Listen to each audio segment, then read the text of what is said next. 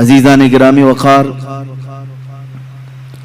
آج کی یہ چوتھی محفل جس میں ہم رسول گرامی وقار صلی اللہ تعالی علیہ وسلم کے حسن و جمال کا تذکرہ کریں ہیں، اور جب بات آئے میرے مصطفیٰ کریم صلی اللہ علیہ وسلم کے حسن کی، سارے شعراء اور سارے عشاق کے قلم تھک گئے، خطبہ اور واعظین کی زبانیں سوکھ گئی، لیکن یا رسول اللہ تمہارے ایک وصف کا بھی حق ادا نہ ہو سکا۔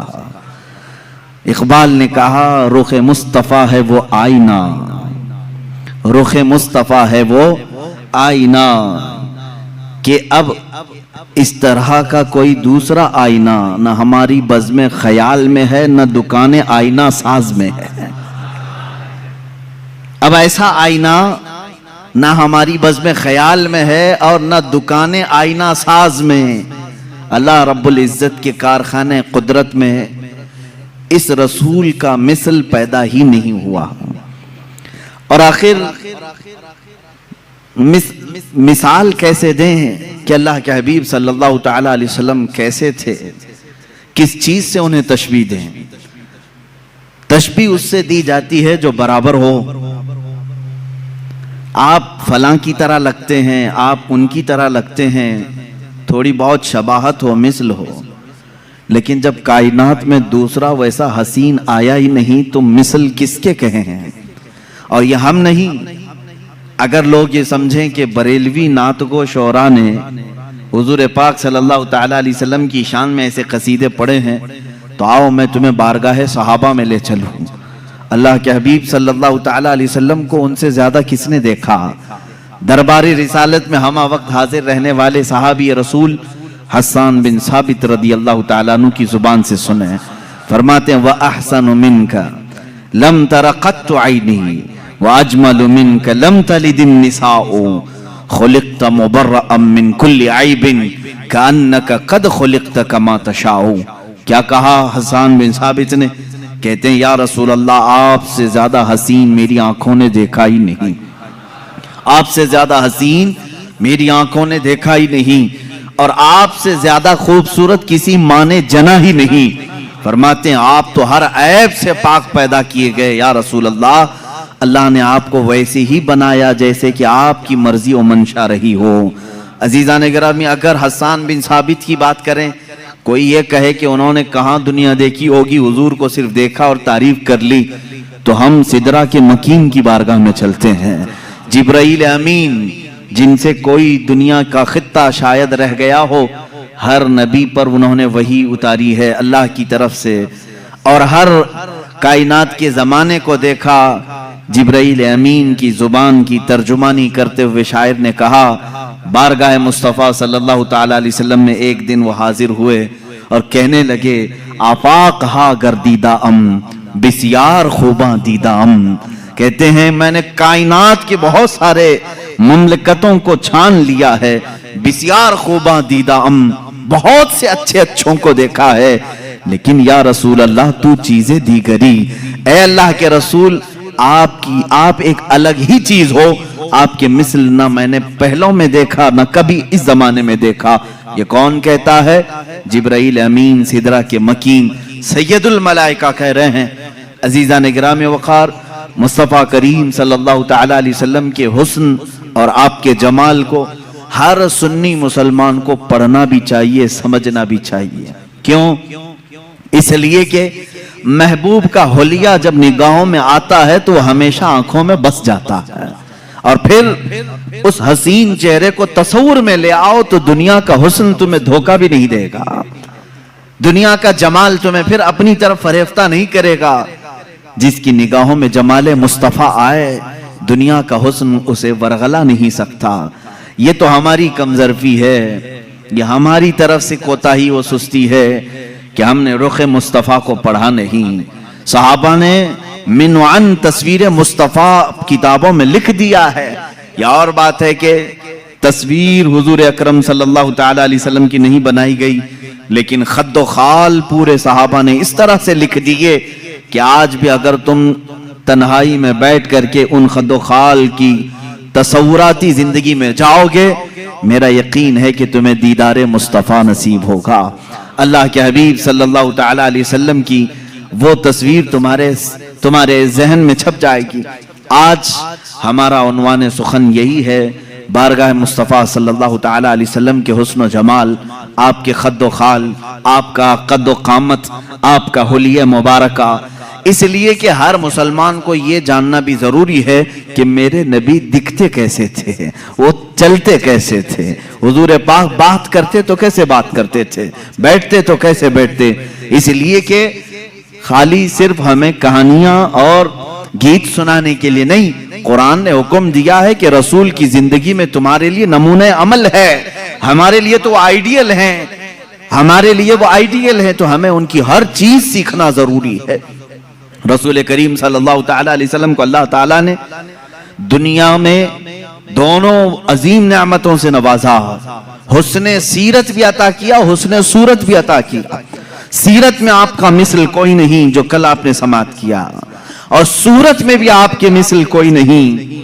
اللہ کے حبیب صلی اللہ تعالیٰ علیہ وسلم کے مثل صورت کسی کی نہیں۔ صحابہ اکرام نے الگ الگ انداز میں حضور کی بارگاہ میں ترانے پیش کی ہیں، قصیدے اور تعریف بھی کی ہے اللہ کے حبیب صلی اللہ تعالیٰ علیہ وسلم کیسے تھے۔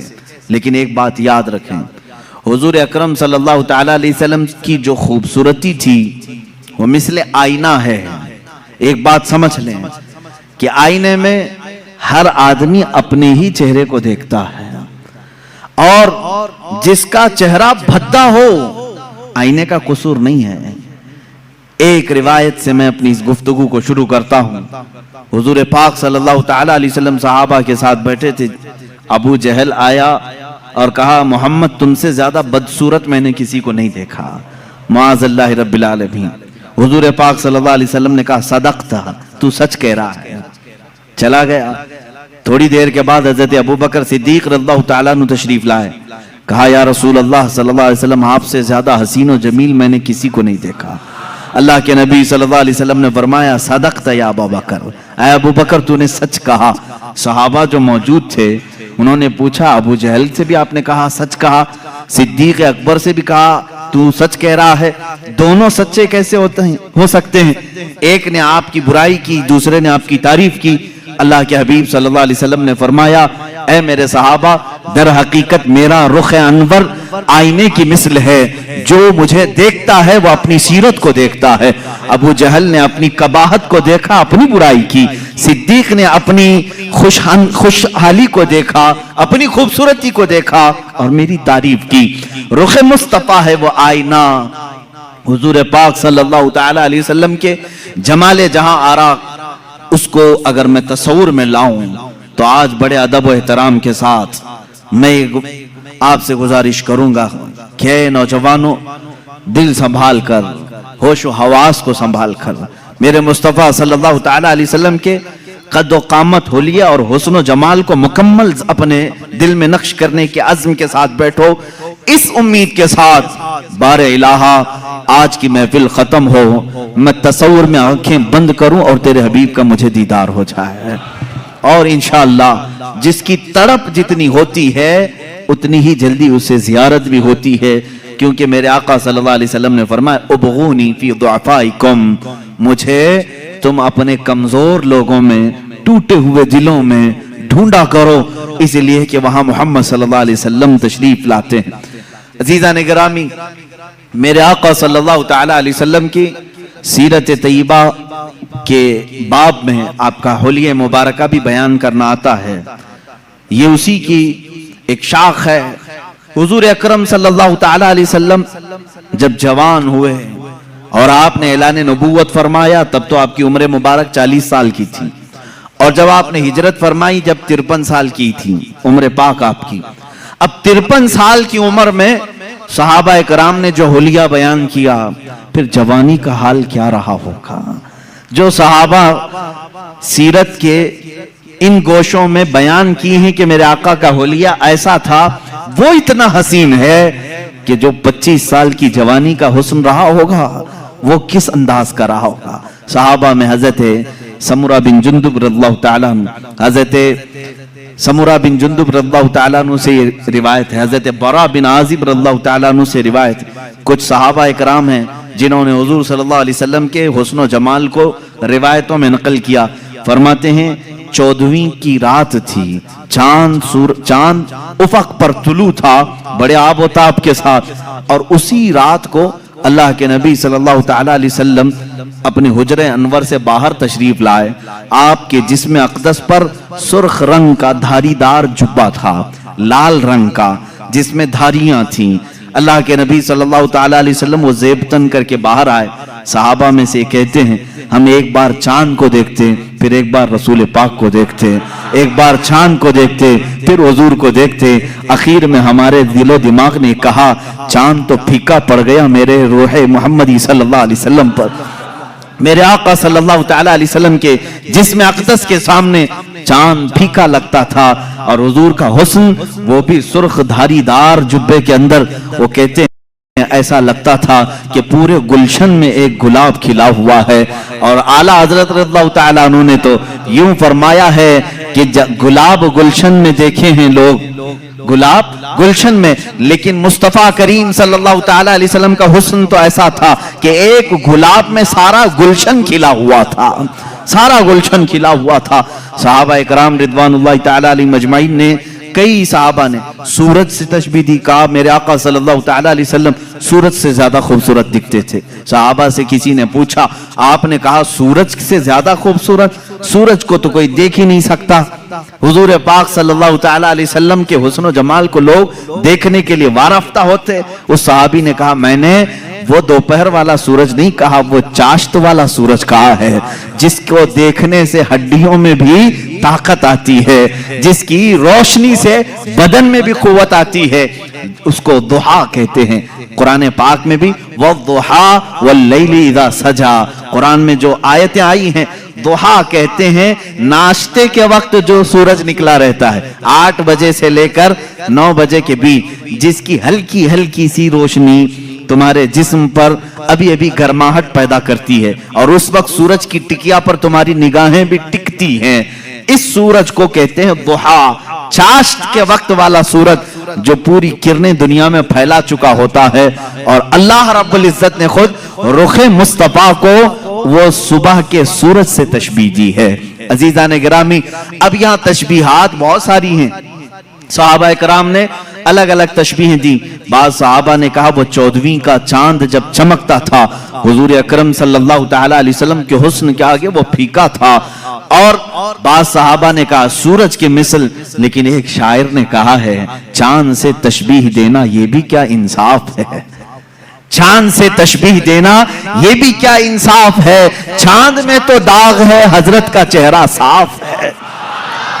ये शायर ने कहा चांद में तो कभी हम 14वीं को देख के चांद को देखते हैं, उसमें दाग नजर आते हैं। और शायर ने कहा चांद से तशबीह देना ये भी क्या इंसाफ है, चांद में तो दाग है हजरत का चेहरा साफ है।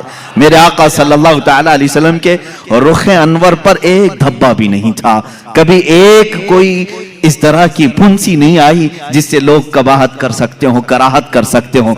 अब जिसमें अतहर का जो हुलिया सीरत में बयान किया गया है वो तवज्जो से सुने।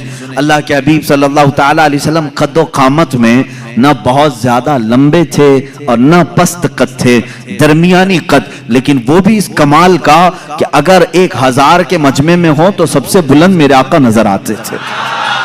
ये कद्दो कामत, सहाबा ने फरमाया वो बहुत ज्यादा लंबे नहीं थे, बहुत ज्यादा पस्त कद भी नहीं थे, दरमियानी कद, लेकिन 1 लाख सहाबा के दरमियान भी होते, हुजूर का चेहरा सबसे नुमाया नजर आता और सबसे बुलंद नजर आता। ये तो मेरे आका का मौजज़ा भी था। कद्दो कामत के मुतालिक सहाबा ने ये फरमाया। और उसके बाद सहाबा ने उम्मुल मोमिनीन आयशा सिद्दीक़ा रज़ियल्लाहु ताला, उम्मे सलमा रज़ियल्लाहु ताला, ये वो सहाबा और सहाबियात और अज़वाज की तज़किरे में कर रहा हूँ जिन्होंने मेरे आका सल्लल्लाहु ताला अलैहि वसल्लम के साथ अपनी जिंदगी के लम्हात बिताए हैं और सोहबत पाई है। उन्होंने तारीख में हुजूर का हुलिया रकम किया है। अल्लाह के नबी सल्लल्लाहु ताला अलैहि वसल्लम की पेशानी मुबारका उभरी हुई थी, चौड़ी थी, ऐसी नहीं कि बिल्कुल छोटी हो, कुशादा पेशानी थी। और हुजूर अकरम सल्लल्लाहु ताला अलैहि वसल्लम की दोनों भवें जो थी, इनको भवें कहा जाता है, अबरू कहते हैं या भवें कहते हैं, ये दोनों निहायत घने थे और बीच में आकर के मिल जाते थे, यानी दोनों भवों के दरमियान मिलावट थी, इतना कुशादा नहीं, खुले हुए नहीं, दोनों अबरू मिल जाया करते थे। ये खूबसूरती की आला किस्म हुआ करती है। और हुजूर पाक सल्लल्लाहु ताला अलैहि वसल्लम की पलकें निहायत घनी और लंबी थी। हुजूर पाक सल्लल्लाहु ताला अलैहि वसल्लम आंख बंद करते तो नजर आता, आंख खोलते तो नजर आता, बल्कि बाद साहबा कहते हैं ऐसा लगता दिन हो रहा है रात हो रही है, दिन हो रहा है रात हो रही है। आंखों में ये जो पलकें थी काफी घनी थी। और हुजूर अकरम सल्लल्लाहु ताला अलैहि वसल्लम की बीनी मुबारका यानी नाक शरीफ, हुजूर अकरम सल्लल्लाहु अलैहि वसल्लम की निहायत ही खड़ी नाक थी, सीधी बिल्कुल, ऐसी नहीं कि चौड़े हों या नथने नजर आते हों, लेकिन खड़ी नाक थी। ऐसे लगता था कि जैसे बिल्कुल किसी ने चांदी से तराश करके रखा हो। ये भी सहाबा ने कहा हुजूर का जिस्म नाज ऐसा लगता था जैसे किसी ने चांदी में ढाल करके उतारा है। और ये बीनी मुबारका थी। और हुजूर अकरम सल्लल्लाहु ताला अलैहि वसल्लम के रुखसार मुबारक, हजरत आयशा सिद्दीका फरमाती हैं, न बहुत ज्यादा उभरे हुए थे, न बहुत ज्यादा चिपके हुए थे, हमवार थे, लेकिन जब हुजूर मुस्कुराते थे तो उसमें अनार की सुर्खी आती थी। और जब नाराज होते, गुस्सा होते तो उसमें लालपन नजर आता था। सहाबा इससे महसूस कर लेते हुजूर पाक सल्लल्लाहु ताला अलैहि वसल्लम के रुखसार पाक। यहाँ तक कि एक साहबी ने कहा हुजूर गोरे रंगत के थे, लेकिन गोरे का मतलब चूने जैसी सफेदी नहीं, बल्कि कहते हैं ऐसे गोरे जिसको कहते हैं गुलाबी रंगत हो। हुजूर पाक सल्लल्लाहु ताला अलैहि वसल्लम गुलाबी माइल थे खूबसूरती में, पेशानी उभरी हुई चौड़ी, रुखसार हमवार, बीनी, नाक मुबारका निहायत ही सीधी और खड़ी हुई, और लबहाए नाज अल्लाह अल्लाह। सहाबा कहते हैं हुजूर पाक सल्लल्लाहु ताला अलैहि वसल्लम के होंठ निहायत ही सुर्ख थे, ऐसा लगता था जैसे किसी ने कली किया हुआ हो, उस पर ऐसे तराशा गया हो। जब मेरे आका सल्लल्लाहु ताला अलैहि वसल्लम मुस्कुराते थे तो लोगों सहाबा ने बयान किया उसमें एक धार भी नजर नहीं आती थी, जैसे बच्चों के होंठ लब नरम और नाजुक होते हैं, ये हमारे बच्चों के जवान होते होते होंठ सख्त हो सकते हैं, बुढ़ापे में होंठ लटक सकते हैं, लेकिन सहाबा जिस उम्र की ये हालत बयान कर रहे हैं ये हुजूर के 53 साल उम्र की बात है। 53 साल उम्र के वक्त हुजूर के लबहाए नाज निहायत ही नरम और बहुत ही दिलगुदाज थे। हुजूर जब मुस्कुराते थे तो ये होंठ फैल जाते थे और इसमें सुर्खी नजर आती थी। और रसूल करीम सल्लल्लाहु ताला अलैहि वसल्लम की ज़क़न मुबारक यानी ठुड्डी शरीफ, ये बिल्कुल ही मुसल्लस नुमा, यानी ऐसे नहीं कि जिसको ऐबदार समझा जाए। और दाढ़ी शरीफ इतनी घनी थी, हुजूर पाक सल्लल्लाहु ताला अलैहि वसल्लम की दाढ़ी निहायत घनी, और बाल शरीफ बहुत सीधे भी नहीं, बहुत घुंघरू भी नहीं, लेकिन थोड़े से घुंघरालू थे। और सरे मुबारक से जो बाल थे, साहबा इकराम फरमाते हैं कि पेशानी से लटक कर कानों की लौ तक आते थे। जो जुल्फें थी हुजूर पाक सल्लल्लाहु अलैहि वसल्लम की, और कभी कंधों तक आ जाते थे, लेकिन उन जुल्फों में बल खाए हुए थे, यानी हल्के हल्की से घुंघरालू थे। और रसूल करीम सल्लल्लाहु ताला अलैहि वसल्लम के कानों से जब ये घने बाल कंधों तक लटकते थे, माँ आयशा सिद्दीका फरमाती हैं काले बाल, निहायत काले बाल जब वो दोनों कंधों तक लटकते थे, और उन बालों के बीच में दोनों कान ऐसे लगते जैसे तारे रात में खिले हुए हो। दो बड़े सितारे इन घने बालों के दरमियान खिले हुए हों। सहाबा कहते हैं इसी तरह से नजर आते थे, क्योंकि कानों में बिल्कुल सफेदी थी, बहुत ही रोशनी थी, और बाल निहायत ही रंग काले। और इन काली रंगत में जब वो सफेद रंग के कान हों, यकीनन वो खूबसूरत होंगे, यकीनन वो तारे से ज्यादा खूबसूरत लगते होंगे। अब गर्दन मुबारक जो थी, सहाबा कहते हैं सुराही नुमा थी, ایسے جیسے کہ حضور اکرم صلی اللہ علیہ وسلم پانی پی رہے ہوں تو صحابہ کو یہ تک نظر آتا تھا کہ پانی اتر رہا ہے، جیسے شیشے کے اندر سراہی میں پانی ڈالا جائے۔ اور ایک صحابی بیان کرتے ہیں حضور پاک صلی اللہ تعالی علیہ وسلم سے جس نے مصافحہ کیا، وہ ہتھیلیاں اتنی نرم و گداز تھی، کہتے ہیں دنیا کے کسی ریشم میں اتنی نرم و گدازت نہیں ہوتی، اتنی لطافت نہیں ہوتی، اتنی لطافت۔ اور وہ بھی کس عمر کی بات؟ 53 سالہ عمر کی بات ہے۔ ہاتھ جوان ہوتے ہوتے سخت ہونے لگتے ہیں۔ بچوں کے تو ہم سمجھ لیں گے کہ نرم ہوں گے، لیکن جوانی میں ہاتھ چھوتے ہوئے محنت کرتے ہوئے سخت ہو سکتے ہیں۔ صحابہ نے جو حلیہ بیان کیا ہے یہ رسول کریم صلی اللہ علیہ وسلم کے 53 سال کے بعد کا حلیہ ہے، اور اتنے نرم کہ جو ایک مرتبہ مصافحہ کرے اس کو ایسا لگتا کہ میں نے اپنے ہاتھ کسی دیباجے میں، کسی ریشم کی کان میں رکھ دیا ہے۔ اور جن صحابہ نے حضور صلی اللہ تعالی علیہ وسلم کے بازو مبارکہ پکڑے ہیں وہ کہتے ہیں ایسا لگتا تھا جیسے کسی نرم روئی کو ہم نے پکڑا ہے، لیکن اس کی طاقت کا اندازہ کس کو ہے؟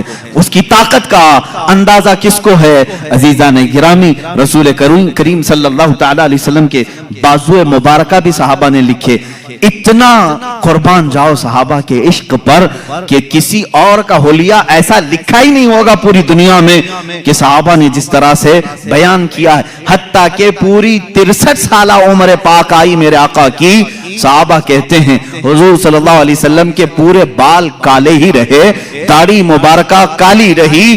ان پورے داڑھی اور سر کے بالوں میں صحابہ کہتے ہیں 14 بال سفید آئے تھے۔ کتنے؟ 14 بال سفید آئے تھے۔ اللہ اللہ، صحابہ کا یہ عشق تھا، وہ حضور پاک کے سفید بال تک گن کر کے رکھتے تھے۔ وہ صحابہ جانثار تھے، ہر عضو کو، ہر ادا کو انہوں نے تحریر میں لایا ہے۔ اللہ کے نبی صلی اللہ تعالی علیہ وسلم کی اس صورت مبارکہ میں جو باتیں میں نے عرض کی، گردن سراہی نما، ماں عائشہ صدیقہ فرماتی ہیں شکم پاک کیسا تھا؟ کہتی ہیں سینہ جس طرح سے تھا اتنا ہی پیٹ مبارک بھی تھا، شکم نہ سینے سے باہر آیا ہوا تھا۔ اور سینہ کیسا تھا؟ وہ کہتے ہیں نہایت ہی مضبوط، بالکل سیدھا اور کافی کشادہ سینہ تھا۔ رسول کریم صلی اللہ تعالی علیہ وسلم کا سینہ کافی کشادہ، اور پیٹ مبارکہ سینے سے باہر آیا ہوا نہیں تھا، بالکل سینے کے برابر تھا۔ اور ماں عائشہ صدیقہ رضی اللہ تعالی عنہا نے اب قدمہ ناز کو بھی بتایا ہے۔ اللہ اللہ، رسول کریم صلی اللہ تعالی علیہ وسلم کے پیر مبارک اس قدر حسین و جمیل تھے، کہتے ہیں کہ ان کے پیروں کے اندر ایک عجیب تاثیر یہ تھی کہ وہ پتھر پر رکھتے تھے تو نشان آ جاتا تھا، تھے اتنے نرم و نازک کہ اگر ہم ہاتھ میں لے لیں تو روئی کا سا احساس ہو، لیکن جب وہ سخت پتھر پر میرے آقا قدم رکھتے تو پتھر نرم ہوتا اور نقشے رسول پاک، قدم رسول پاک کو اپنے سینے میں لے لیتا۔ رسول کریم صلی اللہ تعالی علیہ وسلم کے کف پا، حضور پاک کے قدم پاک کے نقش کو بہت ساری جگہوں پر محفوظ کیا گیا، آج بھی پتھروں پر حضور کا نقش پا ملتا ہے۔ اللہ کے حبیب صلی اللہ تعالی علیہ وسلم کے قدمہ ناز ہیں۔ رسول کریم صلی اللہ تعالی علیہ وسلم کے دندان مبارک، دانت مبارک، حضرت عائشہ فرماتی ہے ہر دانت سے الگ نور نکلتا تھا، ہر دانت سے الگ نور نکلتا تھا۔ ایک مرتبہ عائشہ صدیقہ رضی اللہ تعالیٰ عنہ فرماتی ہیں میں گھر میں بیٹھی اپنے کپڑا سی رہی تھی اور اندھیرا تھا، میں اندھیرے میں ہی کپڑا سل رہی تھی۔ اسی اسنا میں رسول کریم صلی اللہ تعالی علیہ وسلم میرے حجرے کے قریب آئے، میں نے کپڑا سمیٹنا چاہا، سوئی میرے ہاتھ سے گر گئی۔ حجرے میں سوئی کہاں نظر آئے؟ اندھیرے میں۔ اللہ کہ حبیب صلی اللہ تعالی علیہ وسلم حجرے میں داخل ہوئے اور پیار سے حضرت عائشہ کو حمیرہ کہا جاتا تھا، یا حمیرہ، اے حمیرہ کس چیز کی تلاش میں ہو؟ حضور پاک نے مسکرایا، جب مسکراتے تھے تو 4 دندان مبارکہ حضور کے نظر آتے تھے۔ حضرت عائشہ فرماتی ہیں ان دانتوں سے اتنی روشنی نکلی کہ میری گمشدہ سوئی مجھے مل گئی۔ 4 دندان مبارکہ کی روشنی سے حجرے میں اتنی روشنی آئی تھی کہ حضرت عائشہ فرماتی ہے میری گمی ہوئی سوئی مجھے واپس مل گئی۔ رسول کریم صلی اللہ تعالی علیہ وسلم کی زبان مبارکہ، دندان مبارکہ، گردن مبارک، رخسار مبارک، لبہائے ناز، آنکھیں حضور اکرم صلی اللہ تعالی علیہ وسلم کی کیسی تھی؟ हजरत समूरा बिन जुंदुब रज़ियल्लाहु ताला, बरा बिन आज़िब रज़ियल्लाहु ताला, खुद माँ आयशा सिद्दीक़ा रज़ियल्लाहु ताला अन्हा फरमाती हैं अल्लाह के नबी सल्लल्लाहु ताला अलैहि वसल्लम की आंखें काफी कुशादा, बड़ी बड़ी आंखें थी, इतनी बड़ी भी नहीं कि देखने वाले को ऐब लगे, बहुत छोटी भी नहीं पतली, लेकिन इसको बड़ी आंखें कहा जाता है। जिसकी बड़ी आंखें होती हैं वो खूबसूरती की एक किस्म होती है। बड़ी आंखें होना खूबसूरती की एक किस्म है। अल्लाह के नबी सल्लल्लाहु ताला अलैहि वसल्लम की आंखों के अंदर की भी बात सहाबा फरमाते हैं, ये जो पुतली थी निहायत काली थी और जो बाहर की सफेदी थी वो बहुत सफेद, लेकिन उसमें खून के जो डोरे थे वो साफ नजर आया करते थे, बारीक बारीक नसें साफ नजर आती थी। सहाबा ने क्या क्या देखा है और क्या क्या नक्श करके रखा है, मेरे अजीजों गालिबन बाद में आने वाले हम गुलामों के लिए ही उन्होंने लिखा होगा, इसीलिए उन्होंने बताया होगा, ऐ नादान जब कभी तेरा दिल परेशान हो जाए, घबरा जाए, इस हुलिये पाक को एक बार पढ़ लेना, फिर आंखें बंद कर लेना, सारी थकान दूर हो जाएगी, सारी थकान दूर हो जाए। रसूल करीम सल्लल्लाहु ताला अलैहि वसल्लम का हुलिये पाक जैसे ही तसव्वुर में आ जाएगा, हर चीज तुम दुनिया की भूल जाओगे। अब ये रसूल करीम सल्लल्लाहु ताला अलैहि वसल्लम के कदमहाए नाज से लेकर सरे मुबारक तक की ये सहाबा ने बयान किया है। अजीजा ने गिरामी, अब उस शाकान मुस्तफ़ा की बारगाह में आते हैं। इन तमाम चीजों को बाज ने अपने नसर में लिखा है, बाज ने अपने अशार में लिखा है। इमाम बूसीरी रज़ियल्लाहु ताला अन्हु कसीदा बुर्दा शरीफ में मेरे आका सल्लल्लाहु ताला अलैहि वसल्लम के खद्दो खाल को पूरे तौर पर अपने कसीदे में लिखा है, फजौहरुल हुस्नी गैर मुनक़सिमी, ये ऐसा जौहर है जिसको मुनक़सिम नहीं किया जा सकता।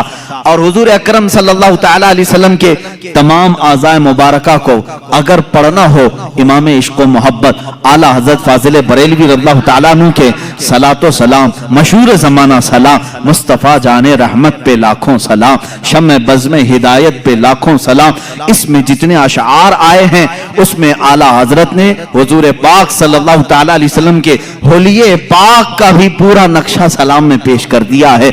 ये सलाम बारगाह रिसालत में मकबूल सलाम है, मकबूल सलाम है, इसलिए कि फाजिल बरेलवी रहमतुल्लाह ताला अलैह हुजूर पाक सल्लल्लाहु ताला अलैहि वसल्लम के एक एक अज़ू का तज़किरा करते हैं और उस पर सलाम भेजते हैं। हुजूर की पूरी जात पर तो सलाम है ही है, लेकिन हुजूर के हर अज़ू पर सलाम है।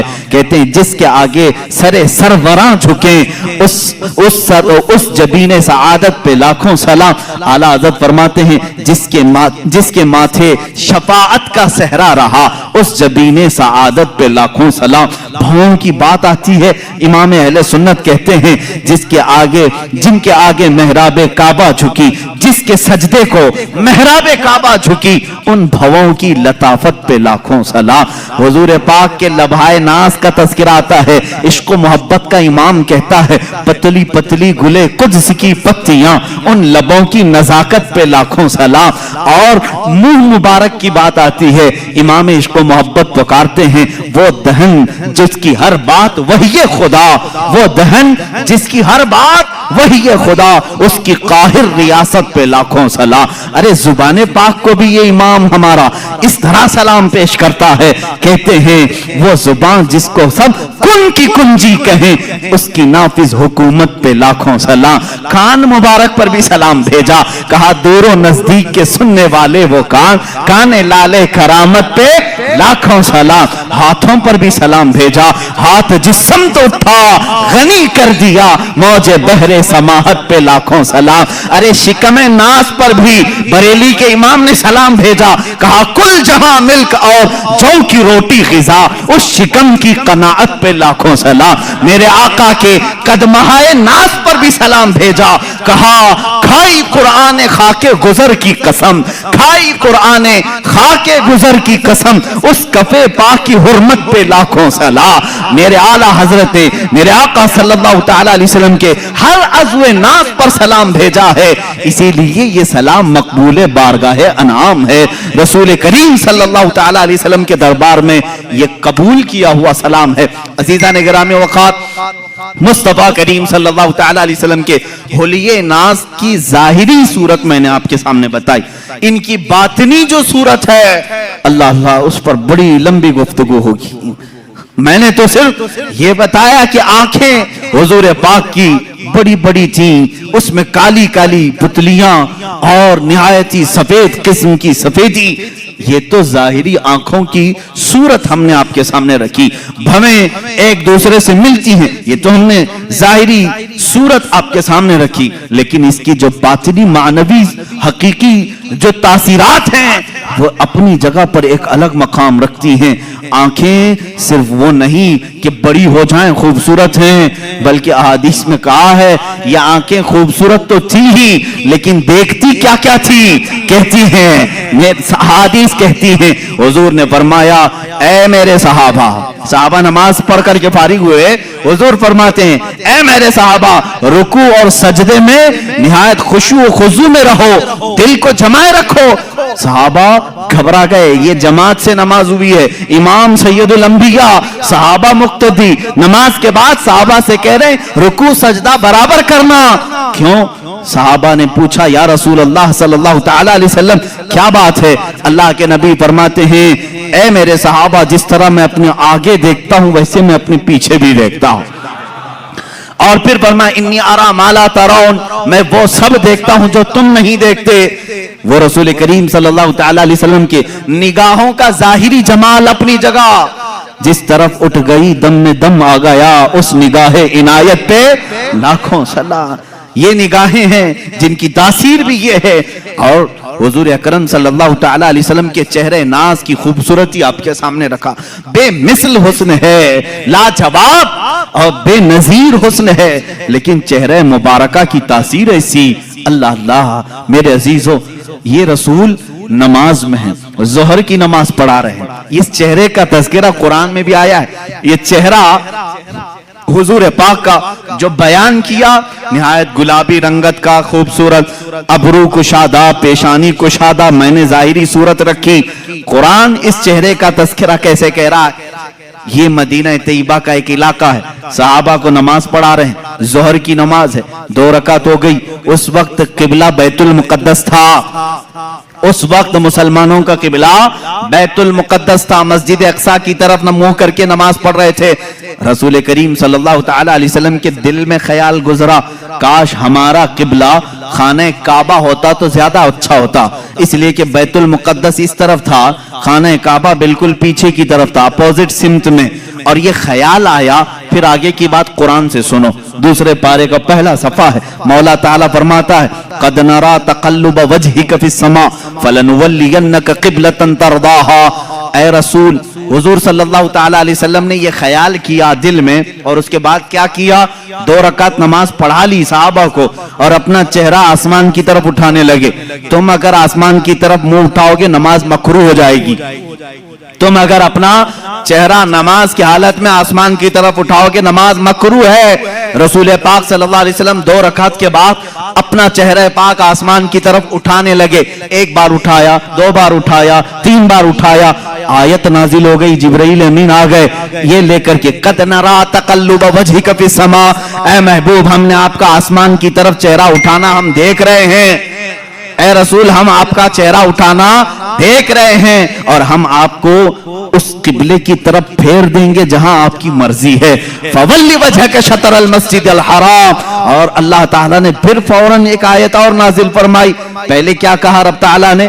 اے حبیب، آپ کے دل میں جس قبلے کا خیال ہے قبلتن ترضاہا، جس کی طرف آپ کی رضا ہے اسی قبلے کی طرف ہم آپ کو پھیریں گے. پھیریں گے کب پھیریں گے؟ یہ ابھی نہیں آیا، فوراً آیت اتر گئی.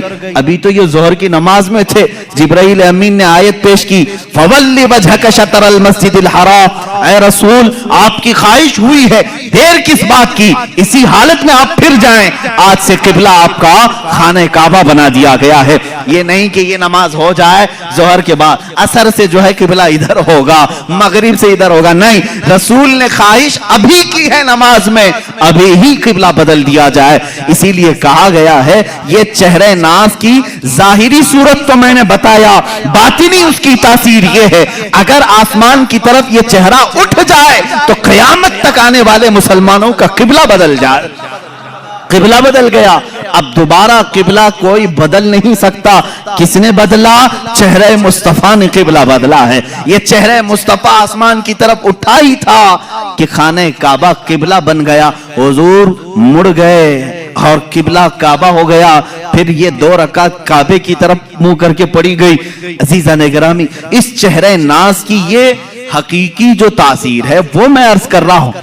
ایک ظاہری حسن و جمال ہے، ایک باطنی حسن و جمال ہے. دونوں جمال کے ساتھ میرے آقا صلی اللہ تعالی علیہ وسلم اس دنیا میں تھے. اب یہاں میں اگر بتا دوں، ایک صحابی کہتے ہیں حضور صلی اللہ تعالی علیہ وسلم کا جو حقیقی حسن و جمال تھا وہ تو کسی نے دیکھا ہی نہیں، کسی نے دیکھا نہیں. کیونکہ خود میرے آقا صلی اللہ تعالی علیہ وسلم فرماتے ہیں میری حقیقت کو میرے رب کے سوا کوئی نہیں جانتا، کوئی نہیں جانتا. حقیقت محمدیہ کیا ہے یہ کوئی نہیں جانتا. میں مصر میں تھا اور وہاں پر ایک شیخ تھے، نابینا تھے، بڑے پائے کے بزرگ ہیں. 14 سال سے وہ صرف حقیقت محمدیہ پر جمعہ پڑھا رہے ہیں، خطبہ دے رہے ہیں. 14 سال ہو گئے اور اسی پر گفتگو ہے. آج تک ان کی مکمل نہیں ہوئی. ابھی بھی خبر یہ ملی تھی، اب تک وہ گفتگو کر رہے ہیں ہر جمعہ حقیقت محمدیہ. میرے عزیزو، اسی لیے کہا گیا ہے کہ سارے قلم ٹوٹ گئے، زبانیں خشک ہو گئیں، لیکن رسول اللہ صلی اللہ تعالی علیہ وسلم کے اوصاف کا حق کسی نے ادا نہیں کیا. لا یمکن الثناء کما کان حقہ، جیسا ان کا حق ہے ویسی ثنا ہو ہی نہیں سکے گی. میں اب یہاں اس صحابی رسول کی بات عرض کرتا ہوں جنہوں نے یہ فرمایا رسول پاک کا حقیقی حسن و جمال کسی نے دیکھا ہی نہیں.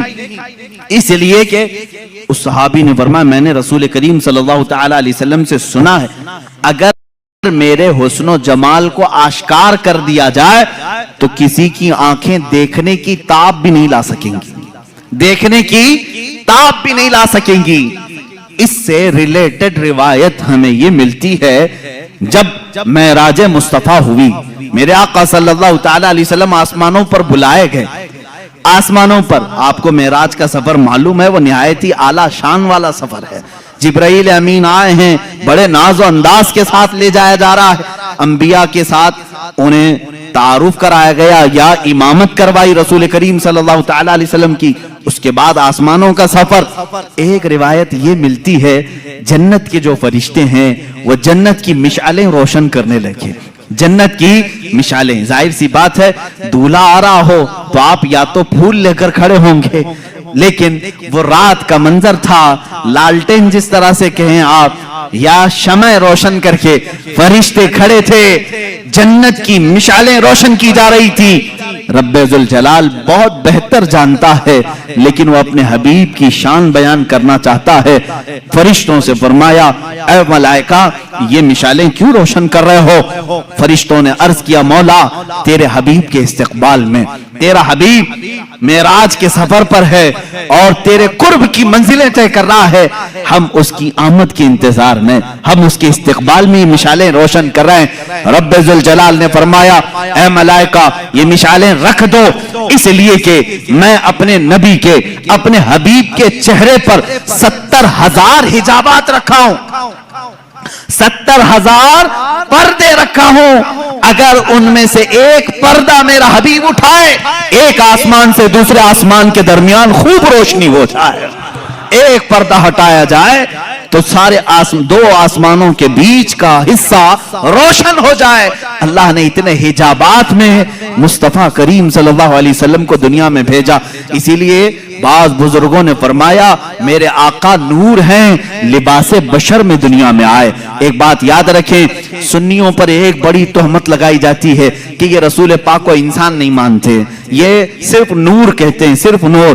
نہیں میرے عزیز، نور بھی ہیں بشر بھی ہیں. بشر کے لباس میں دنیا میں تشریف لائے اور جب آسمانوں پر سفر کیے وہ اپنے نورانی صورت میں تشریف لے گئے. میرے نبی کی 2 حیثیتیں ہیں، زمین پر بشری حیثیت ہے، آسمانوں پر نوری حیثیت ہے. اسی لیے کہ میرے آقا نے خود فرمایا حضرت جابر سے اے جابر اللہ نے ساری مخلوقات میں سب سے پہلے تیرے نبی کے نور کو پیدا کیا، تیرے نبی کے نور کو پیدا کیا. اب جو نور نہ ہو اس کا آسمانوں کا سفر بھی مشکل ہے.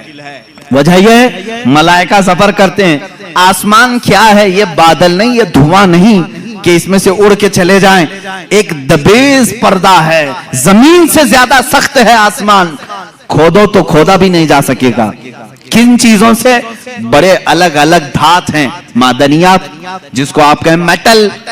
آسمان، ہر آسمان الگ الگ میٹل کا ہے، اور اس میں دروازے ہیں، باضابطہ کھولے جاتے ہیں، یہ ہماری نگاہوں نے تو نہیں دیکھا۔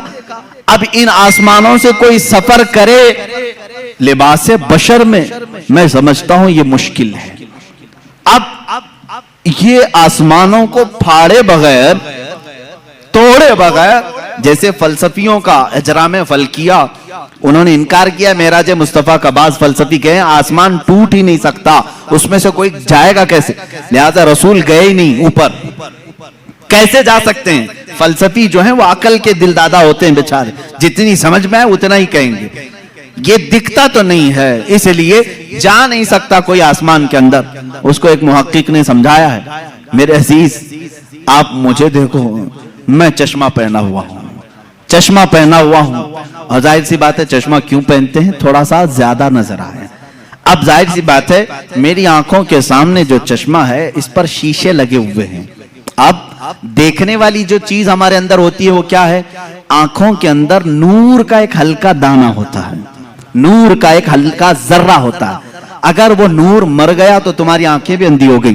ہر انسان کی آنکھ میں نور، اسی لیے تو ہم کہتے ہیں نا آنکھ عطا کیجئے اس میں زیادی، اور آنکھوں کا نور، نور کیوں کہا جاتا ہے؟ ہر آنکھ کے اندر نور کا ایک ذرہ ہے، اور وہی دیکھنے کے قابل بھی ہوتا ہے۔ جب ہم نے آنکھ کھولی، چشمہ لگا ہوا ہے، وہ نور کا جو ذرہ ہے کیا میرے چشمے کو پھاڑ کر کے باہر دیکھ رہا ہے؟ اس کو یہاں سے باہر آنے کے لیے کیا چشمے کی اینک پھاڑنا پڑ رہا ہے؟ نہیں، چشمے کی اینک ویسی ہے، وہ نور کا ذرہ وہی ہے، لیکن اس چشمے کے باہر جتنی چیزیں ہیں سب کو وہ دیکھتا ہے، ساری چیزوں کی تصویر کھینچتا ہے اور اپنی آنکھوں میں اندر لیتا ہے۔ نور کو کسی چیز کے خرق پھاڑنے کی احتیاط ضرورت نہیں پیش آتی، اسی لیے تو تمہیں کہنا ہوگا کہ مصطفیٰ کریم صلی اللہ تعالی علیہ وسلم کو جب آسمان علا پر ملائکہ کے سفر جبرائیل امین کے ساتھ لے جایا جا رہا تھا تب آپ کی حیثیت نوری تھی، اور نور جب جاتا ہے تو کسی بھی چیز کو پھاڑنے کی ضرورت نہیں پیش آتی، وہ گزر جاتا ہے۔ عزیزان گرامی وقار، اسی لیے کہا اللہ رب العزت نے معراج کی رات میں اپنے نبی کے حسن پر 70,000 حجابات رکھا ہوں، اگر ایک حجاب ہٹا دیا جائے تو اس کے نور سے دو آسمانوں کے بیچ روشنی ہو جائے۔ یہ رسول کریم صلی اللہ تعالی علیہ وسلم کے چہرے جمال جہاں آرا کی جو باطنی صورت ہے، میں نے ظاہری صورت بتائی، باطنی اور معنوی حقیقی جو صورت ہے وہ تو ہم میں سے کون سمجھ سکے گا۔ اسی لیے سیدنا رسول کریم صلی اللہ تعالی علیہ وسلم نے فرمایا میری حقیقت کو میرے رب کے سوا کوئی نہیں جانتا۔ اب جو گوش مبارک ہیں یعنی کان مبارک ہیں ان کو تو میں نے بتایا، ماں عائشہ صدیقہ فرماتی ہیں زلفہائے ناز میں ایسے لگتے تھے جیسے کھلے ہوئے رات میں تارے ہوں، یہ ظاہری خوبصورتی ہے، لیکن اس کی باطنی جمال، اس کا باطنی حسن، وہ کہاں تک سنتے تھے، کیا کیا سنتے تھے، یہ تو تم اندازہ بھی نہیں کر سکتے۔ ایک بار رسول کریم صلی اللہ تعالی علیہ وسلم تشریف فرما ہے، اچانک آپ مسکرانے لگے، صحابہ کی مجمع میں مسکرانے لگے، کہا یا رسول اللہ صلی اللہ تعالی علیہ وسلم آج کس بات پر مسکراہٹ ہے؟ کہا میں فرشتوں کی گفتگو سن رہا تھا، اس پر مجھے ہنسی آ گئی۔ کہاں ملائکہ کی گفتگو ہو رہی ہے جنت کے آگے، اور ان کی گفتگو پر مجھے ہنسی آ گئی۔ کیا گفتگو کر رہے تھے؟ وہ ایک الگ لمبی حدیث ہے۔ صحابہ کرام رسول کریم صلی اللہ تعالی علیہ وسلم سے پوچھتے ہیں کہ یہ کیا گفتگو چل رہی تھی ملائکہ میں؟ اللہ کے نبی صلی اللہ تعالی علیہ وسلم نے ان کی وہ پوری گفتگو بھی بیان کی۔ ایک مجلس میں اچانک ہلکی سی آواز آئی، صحابہ نے پوچھا یا رسول اللہ صلی اللہ تعالی علیہ وسلم کوئی آواز ہے؟ حضور نے فرمایا ہاں، جو آواز تم نے سنی وہ میری بدولت سنا ہے، باقی کسی کے کان یہ سن نہیں سکتے، تم میری مجلس میں بیٹھے ہو اس برکت سے سنے ہو۔ وہ کیا آواز تھی؟ کون سی آواز تھی؟ ایک دھماکے کی آواز۔ حضور فرماتے ہیں آج سے 70,000 سال پہلے جہنم کے منہ پر ایک پتھر گرایا گیا تھا، وہ آج جا کر کے اس کی تہ میں لگا ہے، اس کی تہ میں اب جا کر پہنچا ہے۔ یہ اسی کی دھماکے کی آواز تھی۔ یہ اللہ کے نبی صلی اللہ تعالی علیہ وسلم کے کان مبارک ہے، دور و نزدیک کے سننے والے وہ کان لالے کرامت پہ لاکھوں سلام۔ یہ بریلوی یوں ہی سلام ہندوستان سے نہیں بھیجتے، ان کا یقین ہے ہم یہاں سے پکارے وہ وہاں سے سنے، مصطفیٰ کی سماعت پہ لاکھوں سلام۔ یقین ہے نا؟ یقین ہے، اس لیے تو ہم یہاں سے پکارتے بھی ہیں اور میرے آقا سنتے بھی ہیں، اس لیے کہ وہ کان ظاہری کانوں کی خوبصورتی اپنی جگہ پر، لیکن جو باطنی اور اس کی معنوی خوبصورتی تھی اس کو تو حدیثوں نے بیان کیا ہے۔ اللہ کے نبی صلی اللہ تعالی علیہ وسلم کیا کیا سنتے تھے، کیا کیا دیکھتے تھے، بہت ساری حدیثیں ہیں میرے عزیزو۔ جب علم غیب کی بات آئے تو انشاءاللہ العزیز اس ٹاپک پر، اس موضوع پر ہم عرض کریں گے۔ اب اللہ کے حبیب صلی اللہ تعالی علیہ وسلم کے دست مبارکہ کی بات ہے، ہاتھ مبارک حضور اکرم صلی اللہ تعالی علیہ وسلم۔ ویسے تو میں نے ہاتھ کی خوبصورتی بتائی، ہاتھ بہت لمبے بھی نہیں تھے، بہت چھوٹے بھی نہیں تھے، ہتھیلیاں اتنی نرم تھیں جیسے کوئی مسافہ کرے تو ایسا لگے کہ ریشم کے کپڑے میں اس نے اپنا ہاتھ رکھا ہو، نرم ملائم، سوز و گداز اس کے اندر تھا۔ لیکن اس کی طاقت و قوت کا حال یہ تھا، اس کی طاقت و قوت کا یہ حال تھا کہ حضور اکرم صلی اللہ تعالی علیہ وسلم نے ان ہاتھوں کو جہاں رکھا کیا کیا ہوا۔ ایک صحابی ہیں، چھوٹی عمر کے تھے، ان کے سر پر حضور صلی اللہ علیہ وسلم نے ہاتھ پھیرا اور کہا اللہ تجھے برکت عطا کرے۔ ان کی عمر 94 سال کی ہوئی، 94 سال کی، اور ان کے پورے سر میں ایک بال بھی سفید نہیں تھا، ایک بال۔ حضور کا دستے میں باقی داڑھی سفید، منہ سفید، بھویں سفید، بال چہرے سر کے ایک بھی سفید نہیں، اس لیے کہ دستے مبارکہ میرے آقا نے اس پر رکھا تھا۔ اور اتنا ہی نہیں، یہ دستے مبارکہ کی تاثیر حقیقی جو باطنی خوبصورتی ہے۔ ایک صحابی کہتے ہیں ہم رات کے وقت حضور کی مجلس میں بیٹھتے تھے، لیکن جب جانا ہوتا تو اندھیرا ہوتا۔ ایک بار ہم نے شکایت کی کہ یا رسول اللہ صلی اللہ علیہ وسلم روشنی نہیں ہے، بہت اندھیرا ہے، جائیں تو کیسے جائیں، کہیں راستے میں بھٹک نہ جائیں یا کہیں کھائی میں گر نہ جائیں۔ رسول کریم صلی اللہ تعالی علیہ وسلم نے فرمایا قریب کوئی لکڑی پڑی ہے لیتے آؤ۔ قریب ایک لکڑی پڑی ہوئی تھی، صحابہ نے پیش کر دیا۔ اللہ کے نبی صلی اللہ علیہ وسلم نے اس لکڑی پر مسح کیا، اپنے ہاتھ سے مسح کیا اور کہا اس لکڑی کو لے جاؤ، یہ اجالا دے گی۔ وہ صحابہ کہتے ہیں ہم باہر آئے تو اس کی ہر شاخ سے نور کی شعاعیں پھوٹ رہی تھی، اتنی روشنی کہ پوری گلی روشن ہوئی۔ اب وہ 3 صحابہ تھے، کہتے ایک موڑ پر ہمیں راستہ بدلنا تھا، ایک کو ادھر جانا تھا، ایک کو ادھر، ایک کو ادھر، اب کیا کریں؟ ایک روشنی کا کمکمہ حضور نے دیا تھا۔ تینوں نے کہا ہم 3 ٹکڑے کرتے ہیں اور اپنے اپنے گھر لے جاتے ہیں۔ تینوں ٹکڑے کیے، ہر ٹکڑے سے وہی روشنی آ رہی تھی۔ رسول پاک صلی اللہ تعالی علیہ وسلم جس لکڑی پر اپنا دست مبارکہ لگا دیں وہ روشنی ہی روشنی پیدا کرے۔ ایک صحابی ہیں جنگ بدر میں، حضرت عکاشہ رضی اللہ تعالیٰ عنہ کہتے میں غریب صحابہ میں سے تھا، کسی کے پاس تلوار تھی، کسی کے پاس چاقو تھی، میرے پاس کچھ بھی نہیں تھا۔ میں حضور کی بارگاہ میں عرض کیا کہ آقا لڑنا تو مجھے بھی ہے، جذبہ جہاد میرے بھی اندر ہے، غریب ہی ہے، غربت کی وجہ سے میرے پاس کچھ نہیں۔ حضور نے ایک لکڑی اٹھائی اور کہا جاؤ اس سے جنگ کرو۔ وہ ایک پرانی لکڑی تھی۔ وہ صحابی کہتے ہیں میرے آقا نے اپنا دست مبارک اس لکڑی پر رکھا تھا، وہ ایسی غضب کی تلوار بنی کہ اسی سے میں نے کئی لوگوں کو گھاؤ دیے، زخم دیے، اور وہ لکڑی کسی کافر کے گردن کے قریب جاتی گردن اڑ کر چلی جاتی تھی۔ وہ دست مبارکہ کی تاثیرات یہ الگ عنوان ہے میرے عزیزو، وہ چھو لیں تو اس میں برکت ہو۔ اب آؤ حضرت جابر رضی اللہ تعالیٰ عنہ کے گھر کی دعوت جو آپ نے سنا بھی تھا معجزات میں، حضور پاک صلی اللہ تعالیٰ علیہ وسلم کھانا تناول فرما لیجئے، کھانے کے بعد دسترخوان سے اپنا ہاتھ پوچھ لیا۔ حضرت جابر کہتے ہیں میں نے وہ دسترخوان اٹھا لیا اور برکت کے لیے رکھ لیا۔ اللہ اللہ، اسی صحابی کا عقیدہ بریلی کے امام نے ہمیں دیا ہے، رسول اللہ سے جو بھی چیز متعلق ہو جائے وہ ہمارے لیے برکت کا ذریعہ ہے۔ ہم ان کو مٹانے کی بات نہیں کرتے بلکہ ان تبرکات پہ خود کو مٹانے کی بات کرتے ہیں۔ ہم اپنی جان مٹائیں گے ان تبرکات پر جو رسول کریم صلی اللہ تعالی علیہ وسلم سے ریلیٹڈ ہیں۔ عزیزان گرامی، سال بھر یہ سنی انتظار کرتے ہیں میلاد کب آئے اور منہ مبارک کب دیکھیں۔ ہم تو حضور پاک صلی اللہ تعالی علیہ وسلم کے جسم ناز کے ہر عضو سے محبت کرتے ہیں۔ خیر، حضرت جابر فرماتے ہیں میں نے وہ دسترخوان اٹھا لیا، اونچے طاق پر رکھا، کبھی ایسا ہوتا کہ وہ میلا ہو جاتا یا دھول لگ جاتی تو ہم اس کو دھوتے نہیں، بھڑکتے ہوئے آگ کے تندور میں ڈال دیتے تھے، آگ کے تندور میں دسترخوان کو ڈال دیتے، تھوڑی دیر کے بعد اس کو نکالتے، کپڑے کا ایک رواں بھی نہیں جلتا، میل تو چلا جاتا تھا، میل نکل جاتا، کپڑے کا ایک رواں بھی نہیں جلتا۔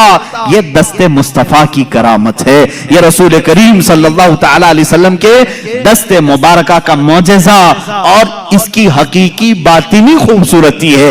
اب یہاں پر میں سنیوں سے یہ کہوں گا، اے میرے عزیزو، اللہ کے نبی صلی اللہ تعالی علیہ وسلم سے قریب ہونا چاہتے ہو کہ نہیں ہونا؟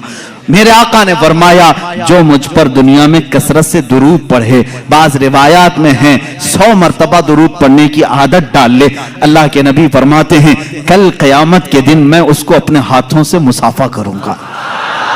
ہائے اگر وہ نرم و نازک ہاتھ، وہ سوز و گداز و ملائم ریشمی ہاتھ قیامت کے دن اگر ہمارے ہاتھوں میں آ جائے، میرا وجدان یہ کہتا ہے رسول پاک اگر دسترخوان کو ہاتھ لگا دے اسے آگ نہیں جلاتی، جس امتی سے مصافحہ کر لے اس پر بھی جہنم کی آگ نہیں جلائے گی انشاءاللہ العزیز۔ جہنم کی آگ سے وہ بندہ بچے گا جس کو رسول پاک نے مصافحہ کیا ہو۔ اس لیے آج سے عادت ڈالیں گے، روزانہ میرے آقا کی بارگاہ میں درود پاک بھیجیں گے۔ اس وقت تک ہم نہیں سوئیں گے جب تک حضور پاک کی بارگاہ میں ہدیہ درود نہیں بھیج لیتے۔ پڑھیں درود مبارکہ، اللہم صلی علی سیدنا و مولانا محمد معدن الجود والکرم وآلہ واصحابہ الکرام وابنہ الکریم وبارک وسلم صلاۃ دائمۃ سرمدا ابدا۔ میرے عزیزو، اب ایک ایک عضو پر میں تفصیلی گفتگو کرتے چلا جاؤں، وقت نکل جائے گا۔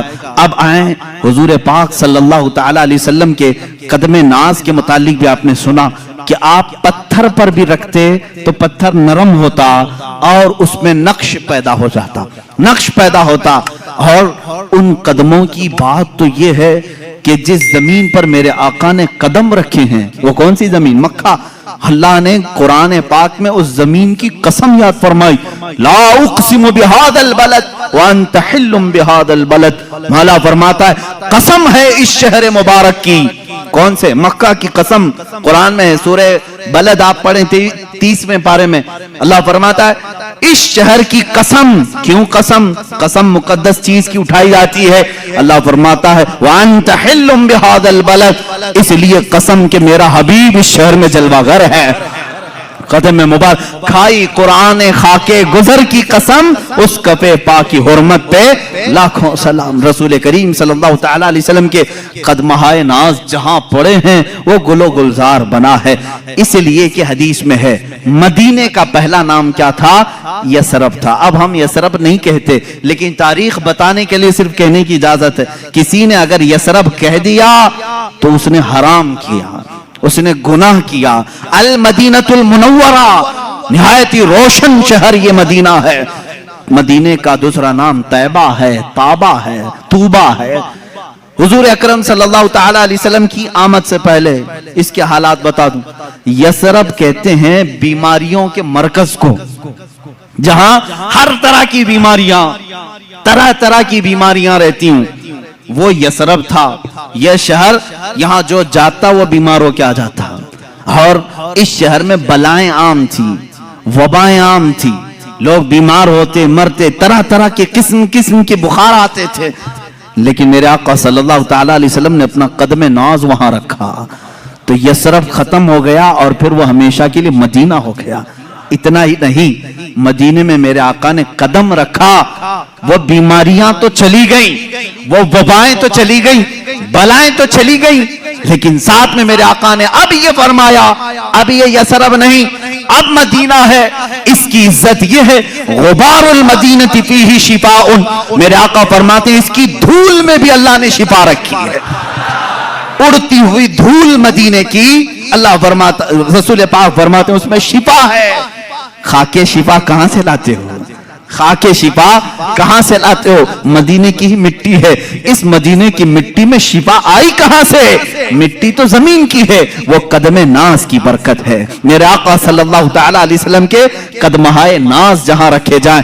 अब बरेली के इमाम आला हज़रत फाजिल बरेलवी रज़ियल्लाहु तआला अन्हु ने अपने अशार में जो तमन्नाएं की हैं वो हल्की फुल्की नहीं है, हल्की फुल्की नहीं है। मदीने में कदम रखा रसूल पाक ने, सारी बलाएं खत्म, वबाएं खत्म, बीमारियां खत्म, लेकिन वो जमीन अब शिफा का मरकज बन गई। जो वहां जाए मिट्टी उठाए अपनी जिल्द पर लगाए, सेहतयाब हो जाए। अब ये हदीस पाक में मौजूद है।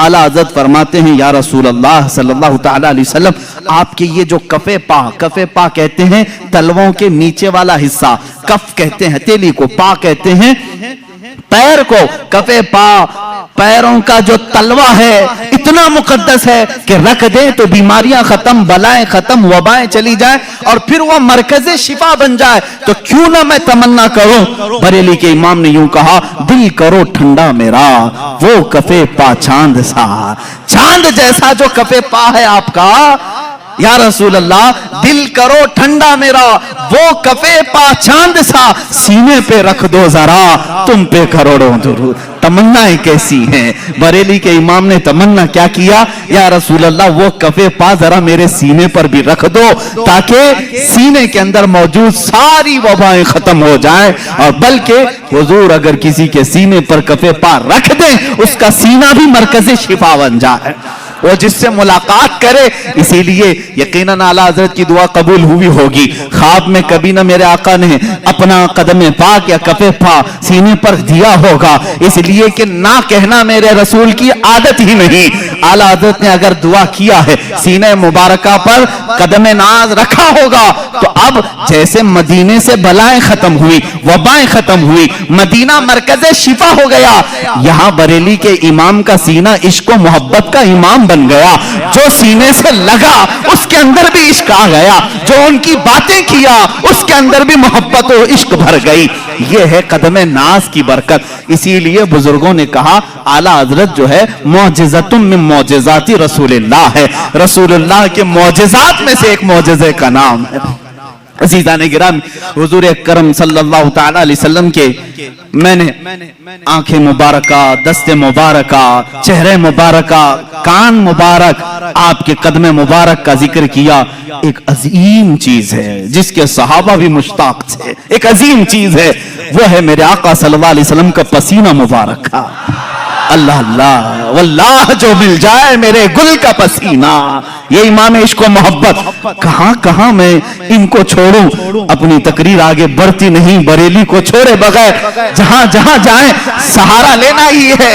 आला हज़रत फाजिल बरेलवी को किसी ने एक गुलाब तोहफे में पेश किया था, ये लीजिए गुलाब बहुत अच्छा है, आप भी गुलाब तोहफे में लेते देते होंगे, मगर आशिक रसूल का जज्बा क्या होता है, गुलाब को देखा और कहा सुबह खिलता है शाम में मुरझा जाता है, मैं तो उस गुलाब से मोहब्बत करता हूं जो खिला है तो कभी मुरझाता नहीं। और फिर उनकी शान में फूल पर ही एक नात लिख दी, सरताब कदम है तने सुल्तान ज़मन फूल, लब फूल, दहन फूल, ज़क़न फूल, बदन फूल, वल्लाह जो मिल जाए मेरे गुल का पसीना, मांगे न कभी इत्र न फिर चाहे दुल्हन फूल। क्या बात रजा उस चमनिस्तान करम की, ज़हरा है कली जिसमें हुसैन और हसन फूल। ये रसूल करीम सल्लल्लाहु तआला अलैहि वसल्लम की बारगाह नाज में एक सहाबिया उम्मे सुलैम रज़ियल्लाहु तआला अन्हा, हज़रत अनस की माँ, ये कहती हैं हुजूर अकरम सल्लल्लाहु तआला अलैहि वसल्लम मेरे घर दोपहर के वक्त आराम करने के लिए अक्सर आया करते थे। गर्मियों के दिन होते, चमड़े का बिस्तर होता, मैं बिछा कर देती। अल्लाह के नबी सल्लल्लाहु तआला अलैहि वसल्लम की एक और खूबसूरती ये नहीं बताया था मैं, सहाबा कहते हुजूर पर जब पसीना आता तो ऐसा लगता कि चेहरे पर तारे चमक रहे हों, सब में रोशनी होती। चेहरे नाज पर जब भी पसीने के कतरात होते तारों से ज्यादा उसमें चमक फूटती थी और सहाबा इंतजार करते कि ये कतरा अब गिरे तब गिरे, किसके हाथ में आए किसके दामन में जाए। وہ انتظار کرتے. حضرت ام سلیم کہتی ہیں مجھے موقع مل جاتا دوپہر کے وقت جب حضور آرام کرتے, اگر گرمی کی وجہ سے پیشانی سے پسینے کے قطرات ٹپکتے, میں اس کو ایک شیشی میں جمع کر لیتی تھی, سب کو جمع کرتی. صحابہ جمع کرتے ہیں پسینے مبارکہ کو. حضور ایک دن بیدار ہو گئے, ام سلیم کو دیکھا, کہا یہ کیا کر رہی ہو, کیوں جمع کر رہی ہو؟ ام سلیم کہتی ہیں مدینے میں جب بھی کسی کی شادی ہو ہم دلہنوں کو یہ لگاتے ہیں, دلہنوں کو یہ لگاتے ہیں. اللہ اللہ, اب احادیث کی روشنی میں آپ کو بتاؤں, جن دلہنوں کو یہ خوشبو لگائی گئی تھی, اللہ اکبر, تاریخ بتاتی ہے ان کی 7 پشتوں تک اولاد میں خوشبو آتی تھی, ان کی اولاد میں خوشبو آتی تھی. جس نے پسینے مبارکہ کو اپنے جسم پر ملا, وہ جہاں کھڑا ہوتا تھا وہ خوشبو سب کو سنگائی, یعنی سمجھ میں بھی آتی تھی, احساس میں آتی تھی. عزیزان گرامی وقار, پسینے مبارکہ کا یہ حال ہے کہ صحابہ کہتے ہیں ہم ایک ایک قطرے کے لیے ترستے تھے. اور اتنا ہی نہیں, حضور اکرم صلی اللہ تعالی علیہ وسلم اگر وضو کر کے کلی فرماتے, صحابہ وہ کلی بھی نیچے گرنے نہیں دیتے. حالانکہ میں اور آپ وضو کریں ہمارے جسم سے نکلا ہوا پانی نجس ہو جائے گا, لیکن رسول پاک, یہ عروہ بن مسعود ثقفی ایک قاصد بن کر کے ایران کے بادشاہ کا یہ آیا, اور ایرانی بادشاہوں نے کہا تھا کہ جاؤ دیکھ کر کے آؤ محمد نے کیسی فوج جمع کی. وہ آ کر کے اس وقت دیکھ رہا تھا جب صحابہ اکرام مغرب کی نماز کے لیے دوڑے دوڑے جا رہے تھے, اذان ہو رہی تھی, حضور وضو کر رہے تھے, سب ارد گرد جمع ہیں. وہ بھیڑ کو ہٹاتے ہوئے قریب آیا. کون؟ قاصد, ایران کے بادشاہ کا قاصد, کہ ہو کیا رہا ہے میں دیکھوں. صحابہ کی بہت ساری طاقت, قوت, مال سب دیکھ لیا, یہاں بھیڑ کس بات کی ہے. دیکھا کہ حضور وضو کر رہے ہیں, وضو کر رہے ہیں, اور وہ اپنا پانی کلی کا منہ میں لیتے ہیں اور کلی کرتے ہیں. صحابہ اپنے دامن پھیلا لیتے ہیں, کوئی اپنا چلو پکڑ لیتے ہیں, اور جیسے ہی وہ پانی مل جائے فوراً اپنے چہرے پر لگا لیتے ہیں, کوئی اپنے پیٹ پر لگا لیتے ہیں. وہ عروہ بن مسعود ثقفی کہتا ہے کہ میں نے یہ بہت دیر تک منظر دیکھا, ایک قطرہ بھی وضو کا ان کے غسالے کا زمین پر گرنے نہیں دیا. صحابہ نے واپس پلٹ کر کے ایران کے بادشاہ سے کہا, عروہ بن مسعود ثقفی نے, اے بادشاہ اعظم, اس محمد سے اور اس کے دیوانوں سے لڑنے کا ارادہ چھوڑ دو.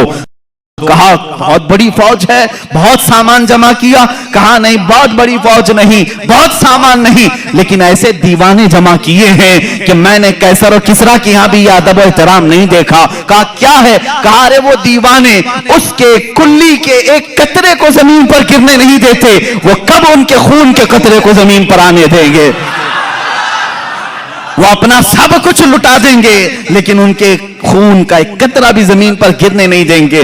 طاقت و قوت کے بادشاہ بھی لرز جاتے تھے عشق صحابہ کو دیکھ کر کے.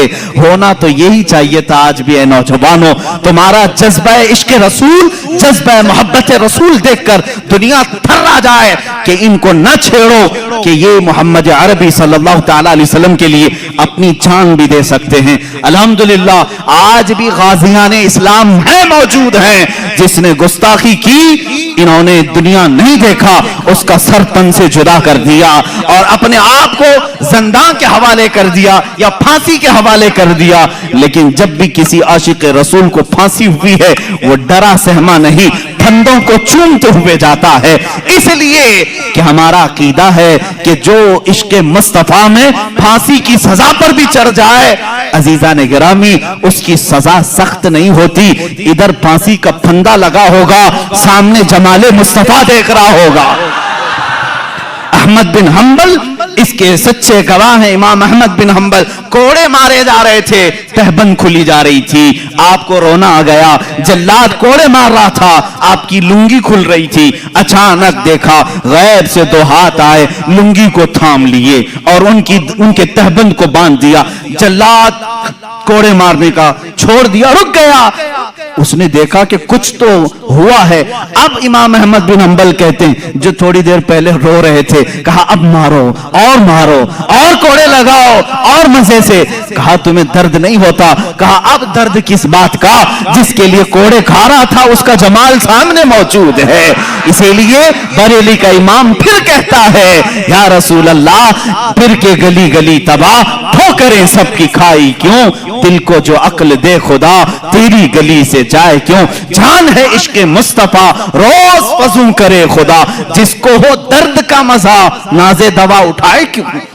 جس کو ہو درد کا مزہ، میں کہتا ہوں درد میں جسے مزہ آتا ہو وہ دوا کے چکر میں کیوں پڑا رہے، وہ علاج کے چکر میں کیوں پڑا رہے؟ جس کو ہو درد کا مزہ ناز دوا اٹھائے کیوں؟ رسول کریم صلی اللہ تعالی علیہ وسلم کے جمال جہاں آرا کو صحابہ اس طرح سے کلی کا ایک قطرہ بھی زمین پر آنے نہیں دیتے، پسینے مبارکہ کے قطرے اپنے جسم پر مل لیتے، خوشبو کے طور پر لگا لیتے، اپنی اولاد کو اپنی دلہنوں کو لگاتے۔ آپ کے رسول کریم صلی اللہ تعالی علیہ وسلم کے جسم ناز کی ایک خصوصیت یہ بھی تھی، صحابہ فرماتے ہیں رات میں چاہے چاند طلوع ہو، چاند کی روشنی ہو، دن میں چاہے سورج کی روشنی ہو، لیکن پوری زندگی پاک میں کبھی کسی نے حضور پاک کا سایہ زمین پر پڑتے ہوئے نہیں دیکھا۔ سایہ ہو بھی تو کیسے، نور کا کوئی سایہ نہیں ہوتا، نور کا سایہ نہ ہو۔ یہ اور بات ہے کہ ہم تعویل کریں، لیکن حقیقت بات یہ بھی ہے، ایک عاشق رسول نے یہ کہا حضور کا سایہ کیوں نہیں، وہ بھی تو انسان تھے، سارے انسانوں کے سائے تھے۔ اللہ اللہ رب تبارک و تعالی اپنے حبیب سے یہ محبت کا انداز دیکھیں، اس لیے سایہ نہیں بنایا کہ کبھی اس سائے پر کسی دوسرے کا قدم نہ پڑ سکے، کسی دوسرے کا قدم اس سائے پر نہ آ سکے۔ میرے آپ کے کسی کے سائے پر ہو سکتا ہے لوگوں کے قدم پڑ جائیں، مولا کو یہ بھی گوارا نہیں کہ سائے مصطفیٰ پر بھی کسی کا قدم پڑے، اس لیے میرے مصطفیٰ کا سایہ نہیں۔ آپ کی خصوصیات میں یہ بھی ہے کبھی پوری زندگی پاک میں آپ کے جسم پاک پر مکھی نہیں بیٹھی، کبھی مچھر نہیں آیا، کبھی آپ کے سر میں جو نہیں آئی۔ وہ بھی کیسے میل کچیل سے یہ سب آتے ہیں، اور نور میں نہ میل ہوتا ہے نہ کچیل ہوتا ہے۔ جو کہاں سے آئے گی؟ جو اپنی غذا کھانے کے لیے، کچرا کھانے کے لیے آتی ہے۔ کچرا جہاں اس کا تصور بھی نہ ہو وہاں یہ چیزیں نہیں۔ کبھی آپ کو حضور اکرم صلی اللہ تعالی علیہ وسلم کو آپ کے جسم پاک پر مچھر کے بیٹھتے ہوئے نہیں دیکھا، اور مکھی کو بیٹھتے ہوئے نہیں دیکھا، کسی نے نہیں، اور کبھی آپ کے قریب نہ مچھر آتا نہ مکھی آتی۔ اب یہ تمام خصوصیات میرے آقا صلی اللہ تعالی علیہ وسلم کی، ذرا یہ بھی دیکھ لیں آپ کے لعاب پاک کا اثر کیا تھا۔ حضور پاک صلی اللہ تعالی علیہ وسلم جس کو ہم تھوک کہیں، ہم اور آپ تھوکیں تو یہ تھوک ہے، حضور پاک صلی اللہ تعالی علیہ وسلم کے تھوک شریف کو ہم ادب سے لعاب پاک کہتے ہیں۔ اور یہ عام نہیں تھا، بلکہ میں نے اس کی تاثیر کل کے معجزات میں بھی بیان کی تھی۔ جس کھانے میں یہ پڑھا وہ 1500 کو کھانا کھلا دیا، لیکن کھانا ختم نہیں ہوا۔ لیکن دو جگہوں پر بڑی تاثیر نظر آتی ہے۔ جب ہجرت کی رات تھی، صدیق اکبر غار میں تھے، اور سانپ آ کر کے آپ کے پیر پر ڈس لیا تھا۔ وہ جو دیدار کے اشتیاق میں سانپ چلا تو گیا، لیکن زہر اتنا چڑھ گیا تھا کہ ران تک پیلا پنا گیا تھا۔ صدیق اکبر نے اپنا پیر حضور کو دکھایا، کہا سانپ ڈس چکا ہے۔ اللہ کے نبی صلی اللہ علیہ وسلم نے اپنا لعاب پاک نکالا، وہاں پر لگایا۔ کہتے ہیں حضرت ابوبکر پورا زہر اتر گیا، مجھے یہ پتہ ہی نہیں تھا کہ اس پیر میں سانپ کاٹا تھا کہ اس پیر میں کاٹا تھا۔ وہ اس طرح سے شفا یابی ملی۔ ایک صاحب دوسرے صحابی کی بات بعد میں، لیکن خیبر کے موقع پر جو قلعہ خیبر فتح نہیں ہو رہا تھا، حضور پاک صلی اللہ علیہ وسلم نے رات کے وقت اعلان کیا کل میں یہ جھنڈا ایسے شخص کو دوں گا جس کو اللہ بھی پسند کرتا ہے، اس کا رسول بھی پسند کرتا، اور اسی کے ہاتھ اللہ نے فتح رکھی۔ صبح سارے صحابہ انتظار میں تھے کہ جھنڈا کس کو ملے، پورے مجمع میں سناٹا تھا۔ میرے آقا صلی اللہ علیہ وسلم نے حیدر کرار علی مرتضیٰ کو بلایا۔ کہاں ہے علی؟ لیکن علی مجمع میں نہیں تھے، بیمار تھے، آنکھیں آئی ہوئی تھی، لال ہو گئی تھی، آشوب چشم جس کو کہتے ہیں، آنکھیں بہنا، پانی آنا اور لال ہو جانا، یہ ایک بیماری۔ حضرت علی کرم اللہ وجہہ الکریم بخار زدہ تھے، آشوب چشم میں تھے۔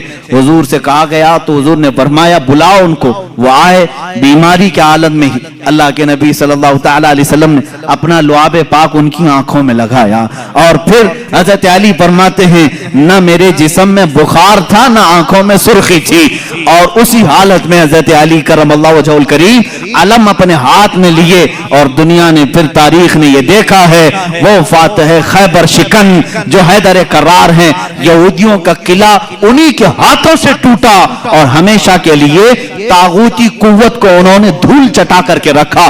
ایک بیمار علی کو لعاب مصطفیٰ طاقت بخش رہا ہے، صدیق اکبر کو سانپ کا زہر ہے، وہاں لعاب پاک شفا بخش رہا ہے۔ ایک صحابی حضرت ابو دجانہ ابو قتادہ رضی اللہ تعالیٰ، ان کی آنکھ کی پتلی باہر آ گئی تھی، تیر اندر چلا گیا تھا، وہ آنکھ کی پتلی لے کر کے حضور کے پاس آئے، حضور نے وہ آنکھ کا ڈھیلا اندر کیا، وہاں بھی لعاب پاک لگایا۔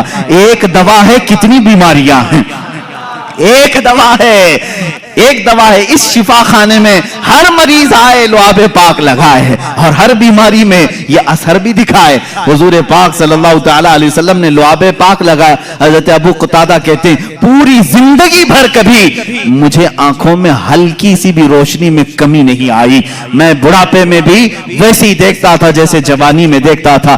لعاب پاک کی یہ تاثیر ہے۔ اے عزیزو کیا کیا بیان کروں، حیران ہوں میرے شاہ میں کیا کیا کہوں تجھے، لیکن رضا نے ختم سخن اس پہ کر دیا، خالق کا بندہ خلق کا آقا کہوں تجھے۔ اب یہاں مجھے ان لوگوں کی خبر لینی چاہیے جو اپنے آپ کو رسول کے برابر سمجھتے ہیں۔ ارے تم پیدا کب ہوئے، آج بڑے کیسے ہوئے، تمہاری زندگی کی سیرت، تمہارا حلیہ سب کو بتاؤ، لوگ کراہت سے بھاگ جائیں گے۔ تم اگر کسی کو پسینہ سنگھاؤ بیوی چھوڑ کر بھاگ جائے، اور تم اپنا لعاب تھوک کہیں ڈالو تو کھانا بے برکت ہو جائے، بلکہ میں کہوں جو کھا لے اس کو زہر چڑھ جائے، اور تم کہتے ہو رسول پاک امتی کے برابر ہو سکتے ہیں۔ نادانو، حضور سے برابری کرنے کی بات کرتے ہو تو ذرا اپنے جسم کو دکھاؤ، کیا تمہارے جسموں پر مکھی اور مچھر نہیں بیٹھتے؟ مچھر دانی لگاتے ہو پھر بھی گھس کر آتے ہیں اور کاٹتے بھی ہیں، اور تم جسم ناز رسول کی برابری کی بات کرتے ہو۔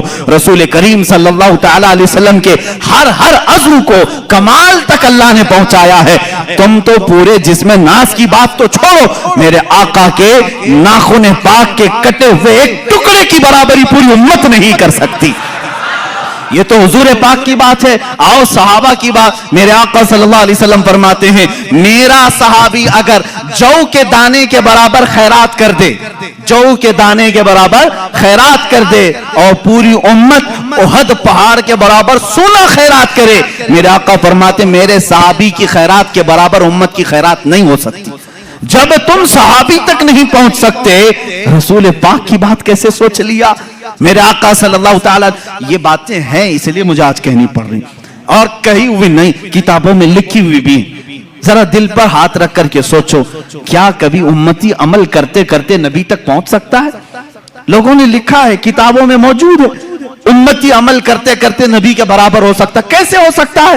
حضرت عثمان غنی رضی اللہ تعالیٰ عنہ کا زمانہ ہے، منبر پر 3 ہی زینے تھے، حضور صلی اللہ تعالیٰ علیہ وسلم تیسرے زینے پر تھے، اور صدیق اکبر کے زمانے میں دوسرے زینے پر وہ کھڑے ہو کر خطبہ دیتے، حضرت عمر کے زمانے میں پہلے زینے پر خطبہ دینے لگے، اب حضرت عثمان کا زمانہ ہے، اب کہاں اتریں گے تو ختم ہو گئے، وہ پھر تیسرے زینے پر چڑھ گئے، کہاں پر؟ تیسرے پر۔ لوگوں نے بعد میں خطبہ دینے کے بعد حضرت عثمان سے پوچھا صحابہ رسول کا عقیدہ کیا ہے، صحابہ میں بھی عقیدہ کیا چلتا تھا اس زمانے میں، سنو۔ صحابہ نے پوچھا، حضور صلی اللہ تعالیٰ علیہ وسلم کے بعد حضرت ابوبکر دوسرے پر کھڑے ہو کر خطبہ دیتے تھے، حضرت عمر نیچے پہلے والے زینے پر کھڑے ہو کر خطبہ دیتے تھے، اب آپ کے زمانے میں آپ پھر تیسرے پر کھڑے ہو گئے۔ حضرت عثمان نے کیا پیارا جواب دیا، کہتے ہیں اگر دوسرے پر کھڑا ہوتا تو لوگ یہ سوچ سکتے ابو بکر کی برابری کر رہا ہے، پہلے پر کھڑا ہوتا تو لوگ یہ کہتے کہ عمر کی برابری کر رہا ہے، میں وہاں کھڑا ہو گیا جہاں صحابہ کا تصور ہی نہیں آتا، صحابہ کا تصور ہی نہیں ہوتا کہ کوئی نبی کی برابری کر سکتا ہے، صدیق کی برابری کا کوئی دعویٰ کر سکتا ہے، عمر کی برابری کا دعویٰ کر سکتا ہے، لیکن عثمان ابن عفان کہتے ہیں ان کے زمانے میں رسول کی برابری کا کوئی تصور بھی نہیں کر سکتا۔ 1400 سال کے بعد تم برابری کا دعویٰ کیسے کرنے لگ گئے؟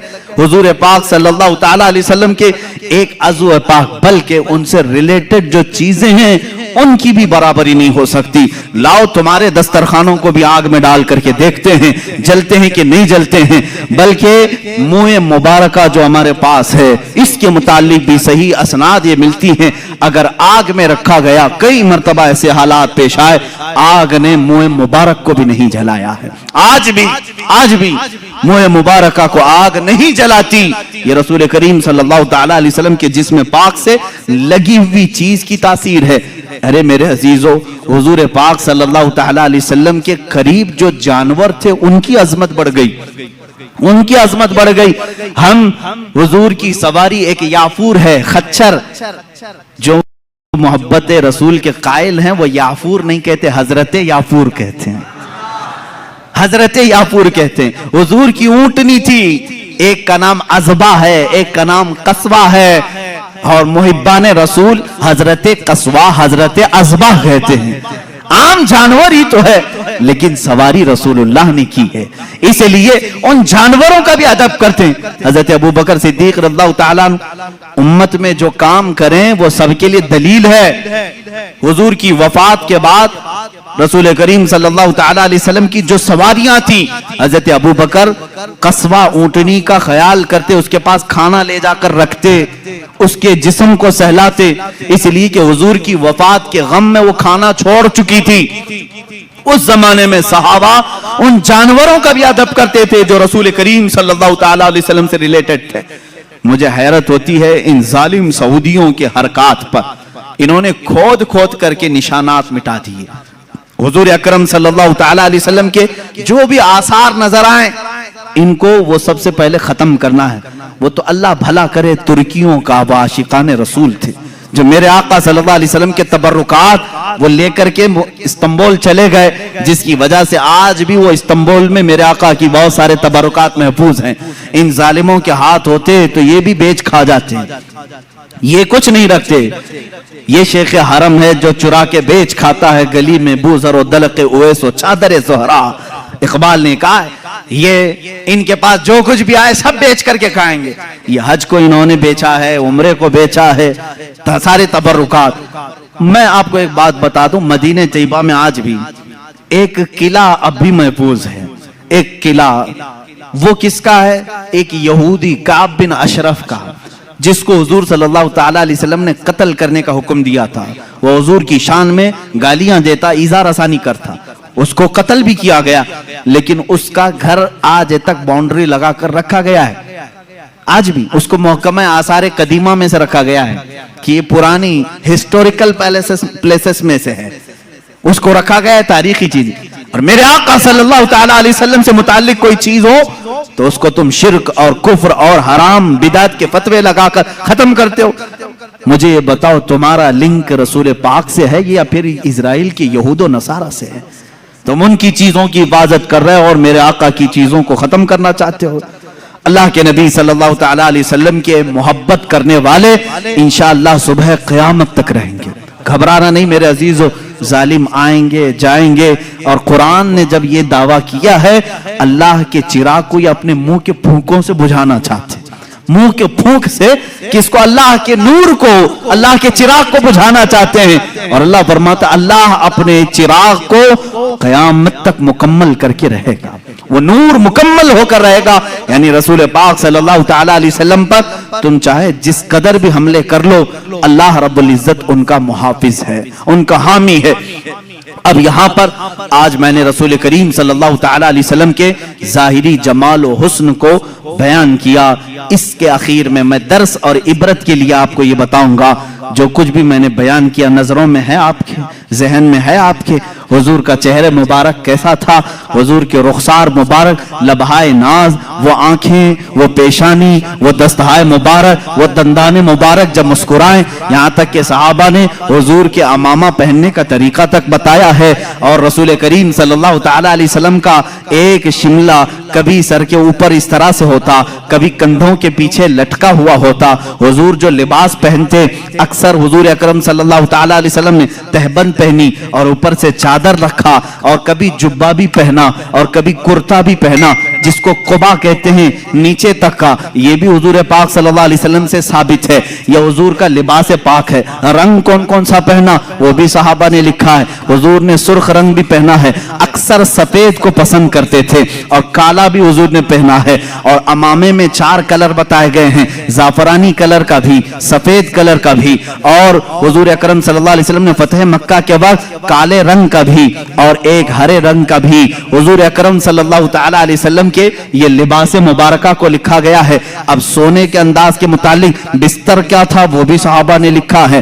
ماں عائشہ صدیقہ بھی فرماتی ہیں ان کے گھر میں ایک چادر تھی, اور ایک یمنی چادر تھی, اور ایک کھجور کی چھال سے بھرا ہوا ایک گدا, جس کو کہیں کھجور کے چھال کیا ہوتے ہیں, درخت کے جو پھڑ نکلتے ہیں اس کو بھر دیا جاتا تھا, اور کبھی رسیوں سے بنایا ہوا جیسے کھاٹ ہوتی ہے اس طرح کی. حضور صلی اللہ تعالی علیہ وسلم جب سو کر اٹھتے تھے آپ کے جسم پاک پر وہ رسیوں کے نشان ہوتے تھے. تکیہ آپ اپنے ہاتھ کا ہی اکثر استعمال فرماتے. اور رسول کریم صلی اللہ تعالی علیہ وسلم کے استعمال کرنے والی چیزوں میں کیا کیا تھی آج میں پوری چیزیں عرض کر دوں. اللہ کے حبیب صلی اللہ تعالی علیہ وسلم سرما لگاتے اور پسند بھی فرماتے, اور ارشاد فرماتے اسمد سرما لگایا کرو, تمہاری آنکھوں میں وہ نور کو بڑھاتا ہے اور تمہاری پلکیں اگاتا ہے. اسمد ایک سرمے کا نام ہے. حضور اکرم صلی اللہ تعالی علیہ وسلم تیل استعمال فرماتے, تیل اپنے سر پر بھی, اپنی داڑھی مبارک, اپنی مونچھ پر, اپنی بھووں کو حضور اکرم صلی اللہ تعالی علیہ وسلم سونے سے پہلے استعمال فرماتے. یہ حضور کے آداب ہیں, حضور کی سنتیں ہیں. اب کھانے میں کیا پسند فرماتے؟ اللہ کے نبی صلی اللہ تعالی علیہ وسلم اکثر جو کی روٹی کھاتے تھے, اور وہ موٹی قسم کی ہوتی, بغیر چھنے ہوئے آٹے کی ہوتی تھی. حضرت عائشہ صدیقہ رضی اللہ تعالیٰ عنہ فرماتی ہیں حضور صلی اللہ تعالیٰ علیہ وسلم کو ایک غذا پسند تھی جس کو سرید کہتے ہیں. سرید کیا ہے؟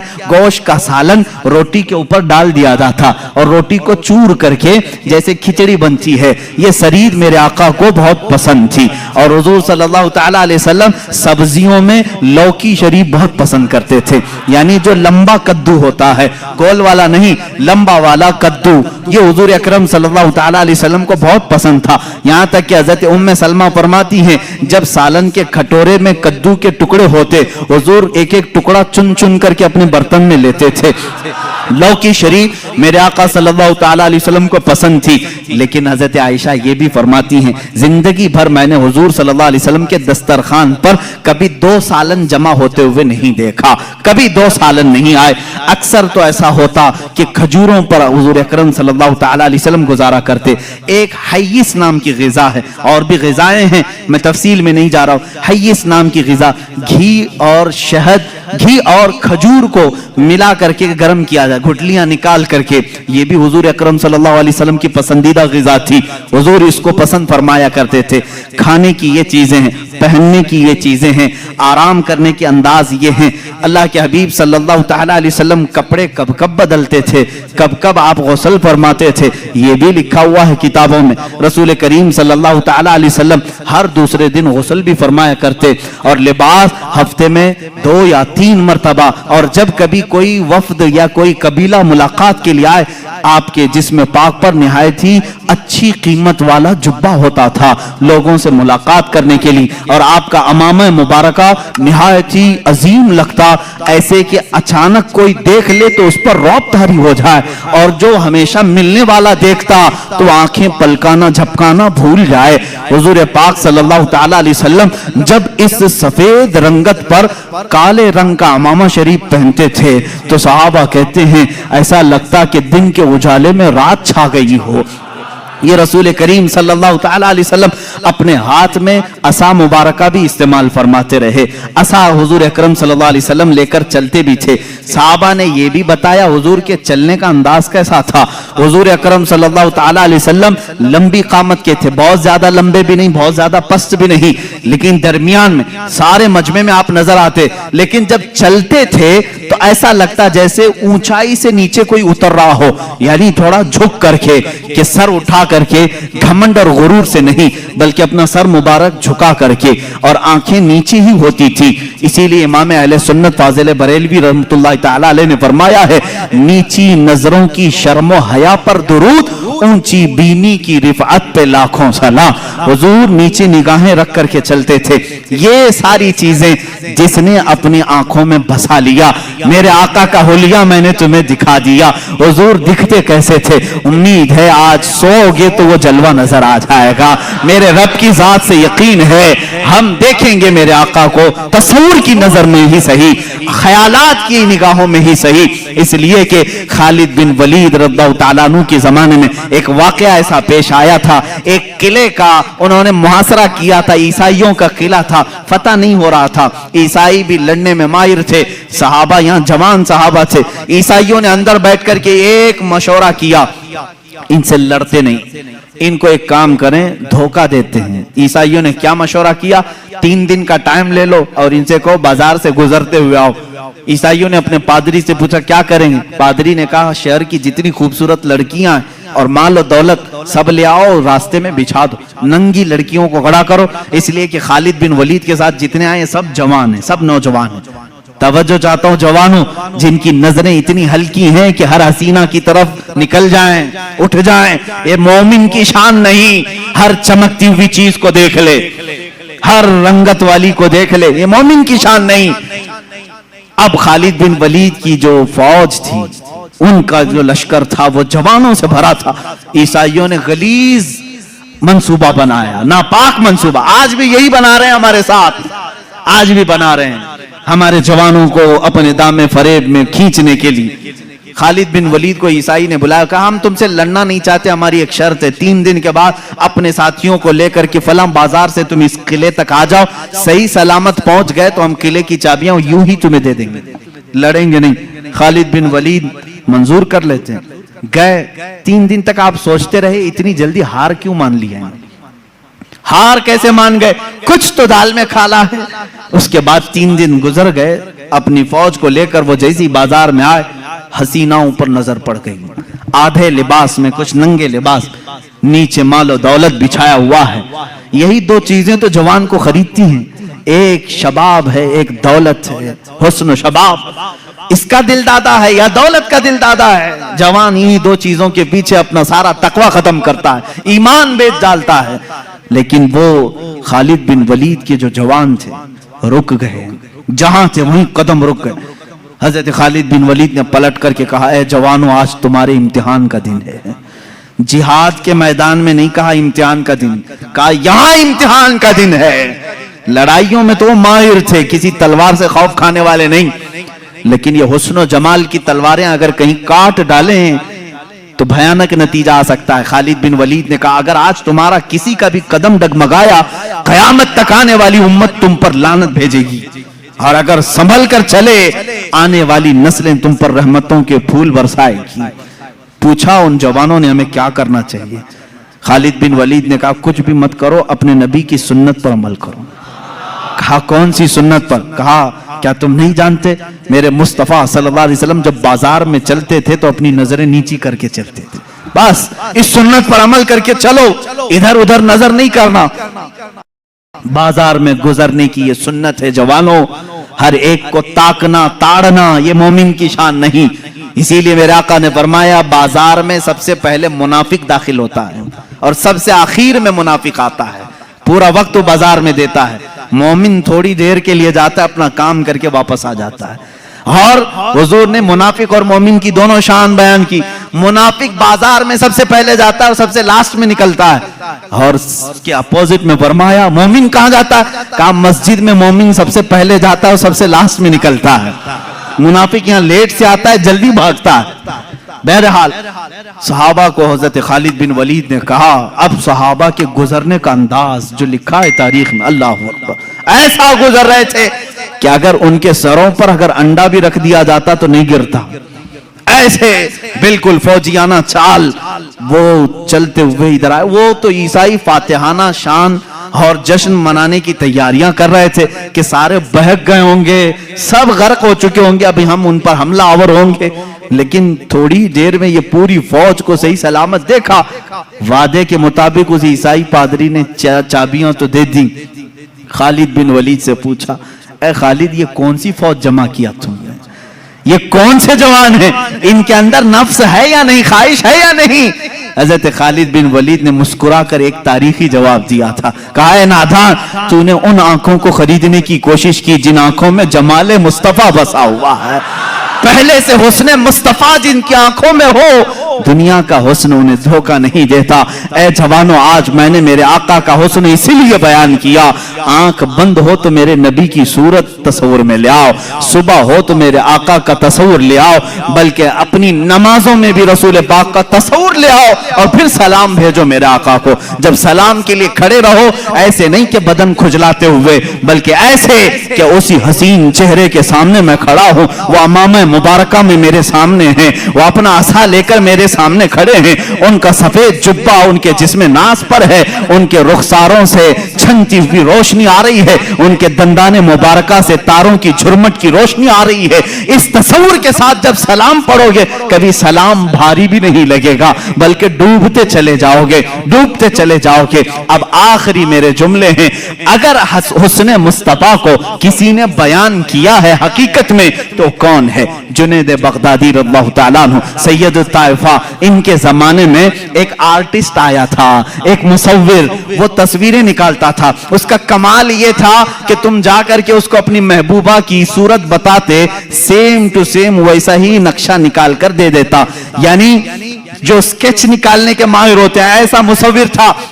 لوگوں کی بھیڑ اس کے پاس لگی تھی، اپنی اپنی، یہ کیمرے کا زمانہ نہیں تھا کہ محبوبہ کی فوٹو لے لیں اور موبائل میں رکھ کر دیکھتے رہیں، کسی مصور سے کھینچوانا ہی تھا، جا کر کے اس کے خد و خال بیان کرتے اور وہ بنا کر کے دیتا۔ جب یہ بات مشہور ہوئی، حضرت جنید بغدادی رضی اللہ تعالیٰ عنہ بھی پہنچ گئے، یہ وقت کے ولی کامل سید الطائفہ قطار میں کھڑے ہو گئے، لوگ اپنی محبوباؤں کی تصویر نکال رہے تھے۔ جب نمبر آیا آپ کا، آپ اندر آئے، مصور دیکھ کر گھبرا گیا، کہا جنید تمہارا میرے مکان پر کیا کام ہے؟ کہا میں نے سنا ہے تو محبوباؤں کی تصویریں ہو بہو کھینچتا ہے، میرا بھی ایک محبوب ہے، کیا تو اس کی تصویر بنا کے دے گا؟ میرا ایک محبوب ہے۔ اس نے کہا بتاؤ کیسا کیسا ہے تمہارا محبوب، خد و خال، حلیہ، قامت، سارا چہرہ، سارے ناز بتاؤ، میں نکال کر دیتا ہوں۔ اب جب جنید بغدادی بیان کرنے لگے، اب اللہ کے نبی کا ماتھا ایسا تھا کہ چوڑی پیشانی، بھویں گھنی، ابرویں ایسی تھی، لبھائے ناز گلاب کی پنکھڑیوں کی طرح، رخسار ناز انار کی سرخی لیے ہوئے، کان مبارک زلفوں سے چمکتے ہوئے تاروں کی طرح، گردن مبارک سراہی کی طرح، دست مبارک ریشم سے زیادہ نرم، اور آپ کا شبکن ناز سینے ناز کے برابر۔ مصور کہا خاموش ہو جاؤ، خاموش ہو جاؤ، جنید یہ تصویر میرے پاس پہلے سے بنی بنائی رکھی ہے۔ جنید نے کہا تو آرڈر لیتا ہے، 8 دن بعد بنا کے دیتا ہے، میرے محبوب کی تصویر تیرے پاس پہلے سے کیسے ہے؟ کہا در حقیقت بات یہ ہے جس سے تم محبت کرتے اس سے میں بھی محبت کرتا ہوں، اس کی تصویر میرے پاس ہے۔ جنید بغدادی نے کہا اچھا لاؤ لاؤ تصویر ہم دونوں دیکھتے ہیں، دونوں سامنے دیکھتے ہیں۔ وہ مصور، وہ آرٹسٹ اپنے گھر میں اندر گیا اور جا کر کے قرآن مقدسہ لے کر کے آیا اور کہا اے جنید کیا یہ تیرے اور میرے محبوب کی تصویر نہیں ہے؟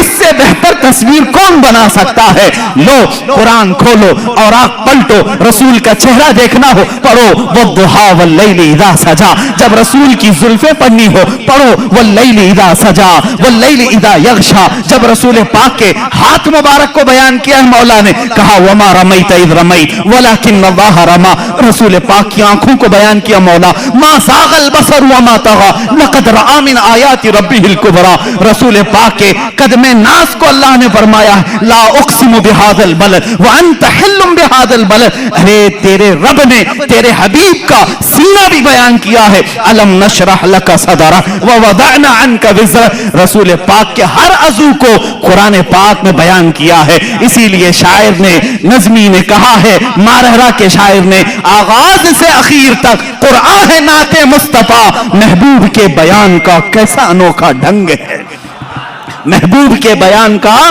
کیسا انوکھا ڈھنگ ہے. یہ قرآن پاک سے بھی میں نے حسن مصطفیٰ بیان کیا ہے. میرے عزیزو آج کیا یہ موضوع سخن تھا, جمال مصطفیٰ, حسن مصطفیٰ, آقا کونین صلی اللہ تعالیٰ علیہ وسلم کا حلیہ مبارکہ. بات تو حقیقت یہ ہے جو امام اہل سنت نے فرمایا ہے کہ خدا نے ہے وہ مرتبے تجھ کو دیے, کوئی تجھ سا ہوا ہے نہ ہوگا شاہ, تیرے خالق حسن و ادا کی قسم میرے آقا جیسا کوئی دوسرا ہو نہیں سکتا. اور حسان بن ثابت کا وہی شعر ہماری گفتگو کا خلاصہ ہے. یا رسول اللہ وَأَحْسَنُ مِنْكَ لَمْ تَرَ قَطُّ عَيْنِي وَأَجْمَلُ مِنْكَ لَمْ تَلِدِ النِّسَاءُ خُلِقْتَ مُبَرَّأً مِنْ كُلِّ عَيْبٍ كَأَنَّكَ قَدْ خُلِقْتَ كَمَا تَشَاءُ. یا رسول اللہ آپ سے زیادہ حسین میری آنکھوں نے دیکھا نہیں, بلکہ حقیقت یہ ہے میرے آقا آپ سے زیادہ جمیل کسی ماں نے جنا ہی نہیں. آپ ہر عیب سے پاک پیدا کیے گئے ہیں, ایسے جیسے کہ اللہ نے آپ کی مرضی کے مطابق پیدا کیا ہے. وآخر دعوانا الحمدللہ رب العالمین.